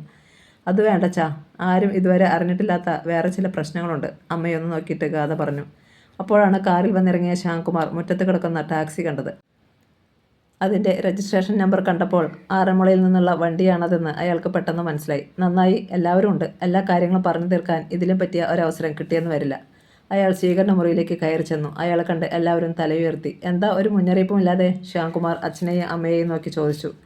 നിന്നെ വിളിച്ചാൽ ഒരിക്കലും കിട്ടത്തില്ലല്ലോ. ഒന്നുകിൽ ഫോൺ സൈലൻറ്റിൽ, അല്ലെങ്കിൽ സ്വിച്ച് ഓഫ്, ഗോപാലകൃഷ്ണൻ പരാതി പറഞ്ഞു. ഇന്ന് ഞായറാഴ്ച ആയതുകൊണ്ട് നീ വീട്ടിൽ കാണുമെന്ന് വിചാരിച്ചാൽ ഞങ്ങൾ. സൗമിനി അയാൾക്ക് ഇരിക്കാൻ വേണ്ടി സെറ്റിയിൽ അല്പം സ്ഥലം ഉണ്ടാക്കി കൊടുത്തു. ശ്യാംകുമാർ ചെന്ന് അമ്മയുടെ അടുത്തിരുന്നു. ഗാഥയുടെ മുഖത്തേക്ക് യമുന ഒന്ന് നോക്കി. അവളുടെ മുഖത്തൊരു നിശ്ചയദാർഢ്യത്തിൻ്റെ ഭാവമാണ് അവൾക്ക് കാണാൻ കഴിഞ്ഞത്. ഗാഥ മോളെ പ്രസവത്തിന് വിളിച്ചുകൊണ്ട് പോകാനുള്ള സമയമായില്ലേ? അക്കാര്യത്തെക്കുറിച്ച് സംസാരിച്ച് കൊണ്ടിരിക്കുകയായിരുന്നു ഞങ്ങൾ, സൗമിനി പറഞ്ഞു. അവരുടെ മോളെ അവർ വിളിച്ചുകൊണ്ട് പോകും. അമ്മ ഇക്കാര്യത്തിൽ ഇടപെടണ്ട, ഗൗരവഭാവത്തിൽ ശ്യാംകുമാർ പറഞ്ഞു. അയാളുടെ സംസാരം കേട്ട് ഗോപാലകൃഷ്ണനും സൗമിനിയും ഒന്ന് പകച്ചു. എന്താടാ നീ ഇങ്ങനെയൊക്കെ പറയുന്നത്? കാര്യം മനസ്സിലാകാതെ ഗോപാലകൃഷ്ണൻ ചോദിച്ചു. കാരണമൊക്കെ അവളുടെ അമ്മയ്ക്കും അവൾക്കും അറിയാം. ഗോപാലകൃഷ്ണനും സൗമിനിയും യമുനയുടെ മുഖത്തേക്ക് നോക്കി. അവൾ മെല്ലെ തല കുനിച്ചു. എന്താ മോളെ, നിങ്ങൾ തമ്മിൽ വല്ല സൗന്ദര്യപ്പിണക്കം ഉണ്ടായോ? എന്താ അവൻ ഇങ്ങനെയൊക്കെ പറയുന്നത്? സൗമിനി ചോദിച്ചു. സൗന്ദര്യപ്പിണക്കമോ? ഇവൾ കാണിച്ച വഞ്ചനയ്ക്ക് ഞാനല്ലാതെ വേറെ ആരെങ്കിലും ആയിരുന്നെങ്കിൽ എന്നെ ഈ വീട്ടിൽ നിന്ന് അടിച്ച് പുറത്താക്കിയാനെ. ശ്യാംകുമാറിൻ്റെ ശബ്ദമുയർന്നു. ഒരു ട്രേയിൽ 4-5 കപ്പ് ചായയുമായി വന്ന അപർണയും പല്ലവിയും അത് കേട്ട് ഞെട്ടലോടെ നിന്നു. വഞ്ചനയോ? എന്താ ശ്യാം നീ പറയുന്നത്? ഗോപാലകൃഷ്ണൻ അമ്പരന്നു. എനിക്കത് പറയാൻ കുറച്ച് ലജ്ജയുണ്ട്. അവളോട് തന്നെ ചോദിക്കേ, ഒരു ഉളുപ്പുമില്ലാതെ പറഞ്ഞു തരും. ആ ജാതി ഇനമാണ്. പുച്ഛത്തോടെ ശ്യാംകുമാർ ഗാഥയെ നോക്കി. അറിയാതെ അവളുടെ കണ്ണുകൾ നിറഞ്ഞു. കാര്യം എന്താണെന്ന് അപർണയോട് ആംഗ്യഭാഷയിൽ പല്ലവി ചോദിച്ചു. ചായ കൊണ്ടുവന്ന ട്രേ ടീപ്പോയിൽ വെച്ചിട്ട് അപർണ വേഗം അകത്തേക്ക് പോയി. പല്ലവി പിന്നാലെ ചെന്നു. എന്താടി ഊമയെ പോലെ ഇരിക്കുന്നേ? വാ തുറന്ന് അങ്ങോട്ട് പറ നിന്റെ പുണ്യപ്രവൃത്തികൾ. ശ്യാംകുമാർ വീണ്ടും ഒച്ചയുയർത്തി. അച്ഛനും അമ്മയും എന്നോട് ക്ഷമിക്കണം, അവൾ മെല്ലെ പറഞ്ഞു. രണ്ടുപേരും ഗാഥയുടെ മുഖത്തേക്ക് നോക്കി. കല്യാണത്തിന് മുമ്പ് എനിക്കൊരാളുമായി അടുപ്പമുണ്ടായിരുന്നു. എന്നിട്ടെന്താ ആ കല്യാണം നടക്കാതെ പോയത്? സൗമിനി ചോദിച്ചു. 2 വീട്ടുകാരും എതിർത്തു. അന്യമതക്കാരനായിരുന്നോ? ഗോപാലകൃഷ്ണൻ ചോദിച്ചു. അതല്ല, വേറെ ചില കാരണങ്ങൾ. ആ സമയത്താണ് ശ്യാംചാണ്ടിൻ്റെ പ്രൊപ്പോസൽ വന്നത്. പെട്ടെന്ന് കല്യാണവും തീരുമാനിച്ചു. പക്ഷേ ആ സമയത്ത് ഞാൻ പ്രഗ്നൻ്റ് ആയിരുന്നു. കല്യാണ തീയതിയോട് അടുപ്പിച്ചിട്ടാണ് അക്കാര്യം എനിക്ക് മനസ്സിലായത്. ഗോപാലകൃഷ്ണനും സൗമിനിയും സ്തംഭിച്ചിരുന്നു. കേട്ടത് ഇടുത്തിയായിട്ടാണ് അവരുടെ മനസ്സിലേക്ക് വീണത്. ജാരസന്തതിയാണ് മരുമകളുടെ വയറ്റിൽ വളരുന്നത്. വഞ്ചിക്കപ്പെടുകയായിരുന്നു. പിന്മാറിയാൽ മതിയായിരുന്നു. അതിന് ധൈര്യം വന്നില്ല. അതെൻ്റെ ഭാഗത്തു നിന്നുണ്ടായ വീഴ്ചയാണ്. ശ്യാംകുമാർ പെട്ടെന്ന് പല്ലുകൾ ഞെരിച്ചു. കേട്ടില്ലേ അവൾ പറയുന്നത്? കല്യാണത്തിന് ഒരു ദിവസം മുമ്പെങ്കിലും ഇക്കാര്യം നമ്മളെ അറിയിച്ചിരുന്നെങ്കിൽ ഈ അപമാനഭാരം തലയിൽ കൊണ്ട് നടക്കേണ്ടി വരുമായിരുന്നോ എനിക്ക്? എല്ലാവരും കൂടി നമ്മളെ ചതിക്കുകയായിരുന്നു അച്ഛാ. അടുക്കളയിൽ നിന്നുകൊണ്ട് പല്ലവിയും അപർണയും ഇതെല്ലാം കേൾക്കുന്നുണ്ടായിരുന്നു. ഇതൊട്ടും ശരിയായില്ല പറഞ്ഞേ. എൻ്റെ പാവം ശ്യാം ചേട്ടനെ നിങ്ങൾ. ദേഷ്യം കൊണ്ട് പല്ലവിയുടെ കണ്ണുകൾ ചുവന്നു. പല്ലവി പ്ലീസ്, ഞാനൊന്ന് പറയട്ടെ. നിസ്സഹായതയോടെ അപർണ അവളുടെ നേർക്ക് കൈനീട്ടി. എനിക്കൊന്നും കേൾക്കണ്ട. അവളുടെ കൈ തട്ടിമാറ്റി പല്ലവി മുൻവശത്തെ മുറിയിലേക്ക് ചെന്നു. രോഷത്തോടെ ശ്യാം ചേട്ടൻ, ദുഃഖിതയായി അമ്മ, ഞെട്ടൽ വിട്ടുമാറാതെ അച്ഛൻ. ഗാദിയുടെ കണ്ണുകൾ നിറഞ്ഞൊഴുകുന്നുണ്ടായിരുന്നു. അപമാനഭാരം കൊണ്ട് യമുനയുടെ തല താണു പോയിരുന്നു. ഇനി എന്താണ് വേണ്ടതെന്ന് ഇവിടെ വെച്ച് ഇപ്പോൾ തീരുമാനിക്കണം. ഒരവസരത്തിനായി ഞാൻ കാത്തിരിക്കുകയായിരുന്നു. അതുകൊണ്ടാണ് ഈ നാണക്കെട്ട കാര്യം ഞാൻ വീട്ടിൽ വന്ന് നിങ്ങളോടൊന്നും പറയാഞ്ഞത്. അച്ഛനെ നോക്കി ശ്യാംകുമാർ പറഞ്ഞു. ഇനി എന്ത് തീരുമാനിക്കാനാ? അവൾക്ക് അവളുടെ വഴി, നിനക്ക് നിൻ്റെ വഴി. ആത്മാഭിമാനമുള്ള ഒരു പുരുഷനും ഇങ്ങനെയൊരുത്തിയുടെ ഭർത്താവായി ജീവിക്കാൻ പറ്റില്ലട മോനെ. ഗോപാലകൃഷ്ണന് സംശയമൊന്നുമില്ലായിരുന്നു. സൗമിനി പെട്ടെന്ന് എഴുന്നേറ്റു. സാർ ഇങ്ങോട്ടൊന്ന് വന്നേ, അവർ വിളിച്ചു. എന്തിനാ? അയാൾ അരിശത്തോടെ ചോദിച്ചു. പറയാം, ഇങ്ങോട്ട് വന്നേ. സൗമിനി വെളിയിലേക്ക് നടന്നു. മുറ്റത്തിറങ്ങിയപ്പോൾ ടാക്സിയുടെ ഡ്രൈവർ ഗേറ്റിനടുത്ത് ചെന്ന് സിഗരറ്റ് വലിച്ചുകൊണ്ട് നിൽക്കുന്നത് അവർ കണ്ടു. അകത്തെ സംസാരമൊന്നും അയാൾ കേട്ടു കാണുകയില്ലെന്ന് സൗമിനി ആശ്വസിച്ചു. എന്താ? ഗോപാലകൃഷ്ണൻ അവരുടെ അടുത്തേക്ക് ചെന്നു. കാറിൻ്റെ മറവിലേക്ക് അവർ നീങ്ങി നിന്നു. നമ്മുടെ മോനും ഒരു പെണ്ണുമായി അടുപ്പമുണ്ടായിരുന്നു, സൗമിനി പറഞ്ഞു. അതിന് അവർ തമ്മിൽ ഇതുപോലുള്ള ബന്ധമൊന്നുമില്ലായിരുന്നെന്ന് സാറിന് ഉറപ്പുണ്ടോ? ഗോപാലകൃഷ്ണൻ പെട്ടെന്ന് മറുപടിയൊന്നും പറയാൻ കഴിഞ്ഞില്ല. ആ കുട്ടി ഇപ്പോൾ എവിടെയാണെന്നോ അതിൻ്റെ കല്യാണം കഴിഞ്ഞു കാണുമോ എന്നൊന്നും നമുക്കറിയില്ലല്ലോ. മുകൾ നിലയിലെ ബാൽക്കണിയിൽ നിന്നുകൊണ്ട് സ്വാതി അപ്പോൾ ഗോപാലകൃഷ്ണൻ സാറിനെയും സൗമിനി ടീച്ചറെയും കണ്ടു. ശ്യാമേട്ടൻ്റെ അച്ഛനും അമ്മയും എപ്പോഴാണ് വന്നത്? രണ്ടുപേരും മുറ്റത്തിറങ്ങി നിന്ന് രഹസ്യമായി സംസാരിക്കുന്നതിൻ്റെ കാരണം അവൾക്ക് മനസ്സിലായില്ല. ഒരുപക്ഷെ അവർ എല്ലാം അറിഞ്ഞു കാണുമോ? താഴെ എന്തോ കുഴപ്പങ്ങൾ ഉണ്ടായിക്കൊണ്ടിരിക്കുന്നു എന്ന് ആദർശിനോട് പറയാൻ അവൾ അയാളുടെ അടുത്തേക്ക് ഓടി. ആ കുട്ടിക്ക് അതിൻ്റെ പേരിൽ എന്തെല്ലാം അനുഭവിക്കേണ്ടി വന്നു കാണുമെന്ന് നമുക്കറിയില്ലല്ലോ. അവൻ ആഗ്രഹിച്ച കുട്ടിയെ വേണ്ടെന്ന് വയ്ക്കാൻ നിർബന്ധിച്ചത് നമ്മളാണ്, സൗമിനി ഓർമ്മിപ്പിച്ചു. അത് വിവാഹപൊരുത്തം ഇല്ലാത്തതുകൊണ്ടല്ലേ? തന്നെയുമല്ല, അവൻ്റെ ജീവന് തന്നെ ഭീഷണിയും ഉണ്ടായിരുന്നല്ലോ, ഗോപാലകൃഷ്ണൻ വാദിച്ചു. ഒക്കെ ശരി തന്നെ. പക്ഷേ ഞാൻ പറയാൻ വന്നത്, അവളെ ഇനി മോശം വാക്കുകൾ പറഞ്ഞ് കൂടുതൽ വേദനിപ്പിക്കരുത്. അത് ക്രൂരതയാണ്. അവൾ ഗർഭിണിയല്ലേ? അത് നമ്മൾ ഓർക്കണം. ഞാൻ പിന്നെ എന്ത് ചെയ്യണമെന്നാണ് നീ പറയുന്നത്? അസഹ്യതയോടെ ഗോപാലകൃഷ്ണൻ ചോദിച്ചു. അരുതാത്തത് സംഭവിച്ചു പോയി. ആ തെറ്റ് ഇനി ആര് വിചാരിച്ചാലും തിരുത്താനും പറ്റില്ല. അതുകൊണ്ട് ഇനി എന്താണ് വേണ്ടതെന്ന് മനസ്സാന്നിധ്യത്തോടെ സംസാരിച്ച ഒരു തീരുമാനത്തിലെത്തണം, സൗമിനി പറഞ്ഞു. എന്ത് തീരുമാനത്തിൽ? തീരുമാനം ശ്യാമിന് വിട്ടുകൊടുക്കണം. അവളെ ഞാൻ എൻ്റെ വീട്ടിൽ കാലുകുത്താൻ സമ്മതിക്കത്തില്ല. ഞാൻ ജീവിച്ചിരിക്കുന്നിടത്തോളം കാലം. ഗോപാലകൃഷ്ണൻ്റെ കോപത്തിന് ഒരു കുറവുമുണ്ടായില്ല. വേണ്ട, അവൻ്റെയും അവളുടെയും അഭിപ്രായം ഏതാണെന്ന് അറിയട്ടെ. സാർ വാ. നമ്മുടെ ഭാഗത്തുനിന്ന് അനാവശ്യമായ ഒരു സംസാരവും ഉണ്ടാവരുത്. എങ്കിൽ ഞാൻ വരുന്നില്ല, നീ ചെല്ല്. ഞാൻ വന്നാൽ പറയാനുള്ളത് ഞാൻ പറഞ്ഞിരിക്കും. പറയാനുള്ളത് അവൻ പറഞ്ഞോളും. അവൻ നമ്മുടെ മോനാണ്. മോൻ്റെ കാര്യത്തിൽ അഭിപ്രായം പറയാനും തീരുമാനമെടുക്കാനും അവൻ്റെ അച്ഛനും അമ്മയ്ക്കും അവകാശമുണ്ട്. അതെന്താ സൗമിനി നീ മറക്കുന്നത്? സാറിൻ്റെ ഇഷ്ടം പോലെ ചെയ്യേ. ഞാനൊന്നും പറയുന്നില്ല. സൗമിനി കീഴടങ്ങി. രണ്ടുപേരും വീണ്ടും സ്വീകരണ മുറിയിലേക്ക് കയറി ചെന്നു. എല്ലാവരും അവിടെ തന്നെ ഉണ്ടായിരുന്നെങ്കിലും കനത്ത നിശബ്ദതയായിരുന്നു അവിടെ. ഗോപാലകൃഷ്ണൻ എല്ലാവരെയും ഒന്ന് നോക്കി. എടാ ശ്യാമേ, ഇക്കാര്യത്തിൽ എന്താണ് നിൻ്റെ തീരുമാനം? അയാൾ ഗംഭീരമുള്ള സ്വരത്തിൽ ചോദിച്ചു. ഈ ബന്ധം ഇനി മുമ്പോട്ട് കൊണ്ടുപോകാൻ ഞാൻ ആഗ്രഹിക്കുന്നില്ല. എനിക്കത് പറ്റില്ല അച്ഛാ, ശ്യാംകുമാർ പറഞ്ഞു. എന്നുവെച്ചാൽ ഡിവോഴ്സാണോ നീ ഉദ്ദേശിക്കുന്നത്? അതെ. ആരും ഒന്നും മിണ്ടിയില്ല. നീ എന്ത് പറയുന്നു? ഗാദിയുടെ നേർക്ക് തിരിഞ്ഞ് ഗോപാലകൃഷ്ണൻ ചോദിച്ചു. എന്നോടൊപ്പം ഇനി ജീവിക്കാൻ ശ്യാം ചേട്ടന് താല്പര്യമില്ലാത്ത സ്ഥിതിക്ക് പിരിയുന്നതാണ് എന്തുകൊണ്ടും നല്ലത്, അവൾ പറഞ്ഞു. അതെ, അതാണ് നല്ലത്. കാര്യങ്ങൾക്ക് ഒരു തീർപ്പായല്ലോ. ബാക്കിയുള്ള കാര്യങ്ങൾക്ക് എത്രയും വേഗം നീക്കുപോക്കുണ്ടാക്കണം. അന്യോന്യം കൊടുക്കാനുള്ളത് കൊടുക്കുകയും വാങ്ങാനുള്ളത് വാങ്ങുകയും വേണം. കുടുംബ കോടതിയിൽ ജോയിൻറ്റ് സ്യൂട്ട് ഫയൽ ചെയ്യുന്നതാണ് നല്ലത്. അതിന് സമ്മതമല്ലേ നിനക്ക്? ഗാദയോടായിരുന്നു ഗോപാലകൃഷ്ണൻ്റെ ചോദ്യം. സമ്മതമാണ്, പക്ഷേ ഒരപേക്ഷയുണ്ട്, അവൾ പറഞ്ഞു. എല്ലാവരും അവളുടെ മുഖത്തേക്ക് നോക്കി. എന്താണ്? വീർത്ത വയറുമായി കോടതി വരാന്തയിൽ വന്നു നിൽക്കാൻ എന്നെ നിർബന്ധിക്കരുത്. എൻ്റെ പ്രസവത്തിന് ശേഷം മാത്രം മതി കേസ് ഫയൽ ചെയ്യുന്നത്. ഗോപാലകൃഷ്ണൻ ഒന്ന് ആലോചിച്ചു. അത് മതി, പക്ഷേ ഇന്ന് തന്നെ നീ ഈ വീട്ടിൽ നിന്ന് പോകണം. കേസ് ഫയൽ ചെയ്യുമ്പോൾ കഴിഞ്ഞ 6 മാസമായി നിങ്ങൾ രണ്ടുപേരും പിരിഞ്ഞു താമസിക്കുകയാണെന്ന് സത്യവാങ്മൂലത്തിൽ എഴുതണം. സമ്മതമാണെന്ന മട്ടിൽ ഗാഥ മെല്ലെ തലകുലുക്കി. ഇനിയൊന്നും പറയാനില്ലല്ലോ, എല്ലാവരോടുമായി ഗോപാലകൃഷ്ണൻ ചോദിച്ചു. ആരും ഒന്നും മിണ്ടിയില്ല. എങ്കിൽ നമുക്കിറങ്ങാം. ഗോപാലകൃഷ്ണൻ എഴുന്നേറ്റു. അച്ഛൻ ടാക്സി വിട്ടേക്ക്, ഞാനും വീട്ടിലേക്ക് വരുന്നു. നമുക്ക് എൻ്റെ കാറിൽ പോകാം, പെട്ടെന്ന് ശ്യാംകുമാർ പറഞ്ഞു. ടാക്സി വിടാനായി ഗോപാലകൃഷ്ണൻ പുറത്തേക്ക് ഇറങ്ങിപ്പോയി. ശ്യാംകുമാർ അപ്പോൾ ഗാഥയുടെ മുമ്പിൽ ചെന്ന് നിന്നു. ഇതിങ്ങനെയൊക്കെ അവസാനിച്ചതിൽ എനിക്ക് വലിയ ആശ്വാസമുണ്ട്. ഇപ്പോൾ നിനക്ക് ഈ വീട്ടിൽ താമസിക്കണമെന്ന് ആഗ്രഹമുണ്ടെങ്കിൽ പറഞ്ഞാൽ മതി. ഇപ്പം തന്നെ ഞാൻ ഇറങ്ങിത്തരാം, അയാൾ അവളോട് പറഞ്ഞു. എനിക്കിവിടെ താമസിക്കേണ്ട. നിനക്ക് ഇവിടെ വിട്ടു പോകാൻ മടി കാണുമെന്ന് എനിക്കറിയാം. അതുകൊണ്ടാണ് ഞാൻ ചോദിച്ചത്. പോണെങ്കിൽ പോയിക്കോ. പക്ഷേ നാളെ ഞാൻ ബാങ്കിൽ നിന്ന് വരുമ്പോൾ നീ ഈ വീട്ടിൽ കാണാൻ പാടില്ല. ഞാനിവിടെ കാണില്ല. ശ്യാംകുമാർ ബെഡ്റൂമിലേക്ക് ചെന്ന് സ്യൂട്ട് കേസിൽ അയാളുടെ വസ്ത്രങ്ങൾ എടുത്തു വയ്ക്കാൻ തുടങ്ങി. കഥ തുടരും.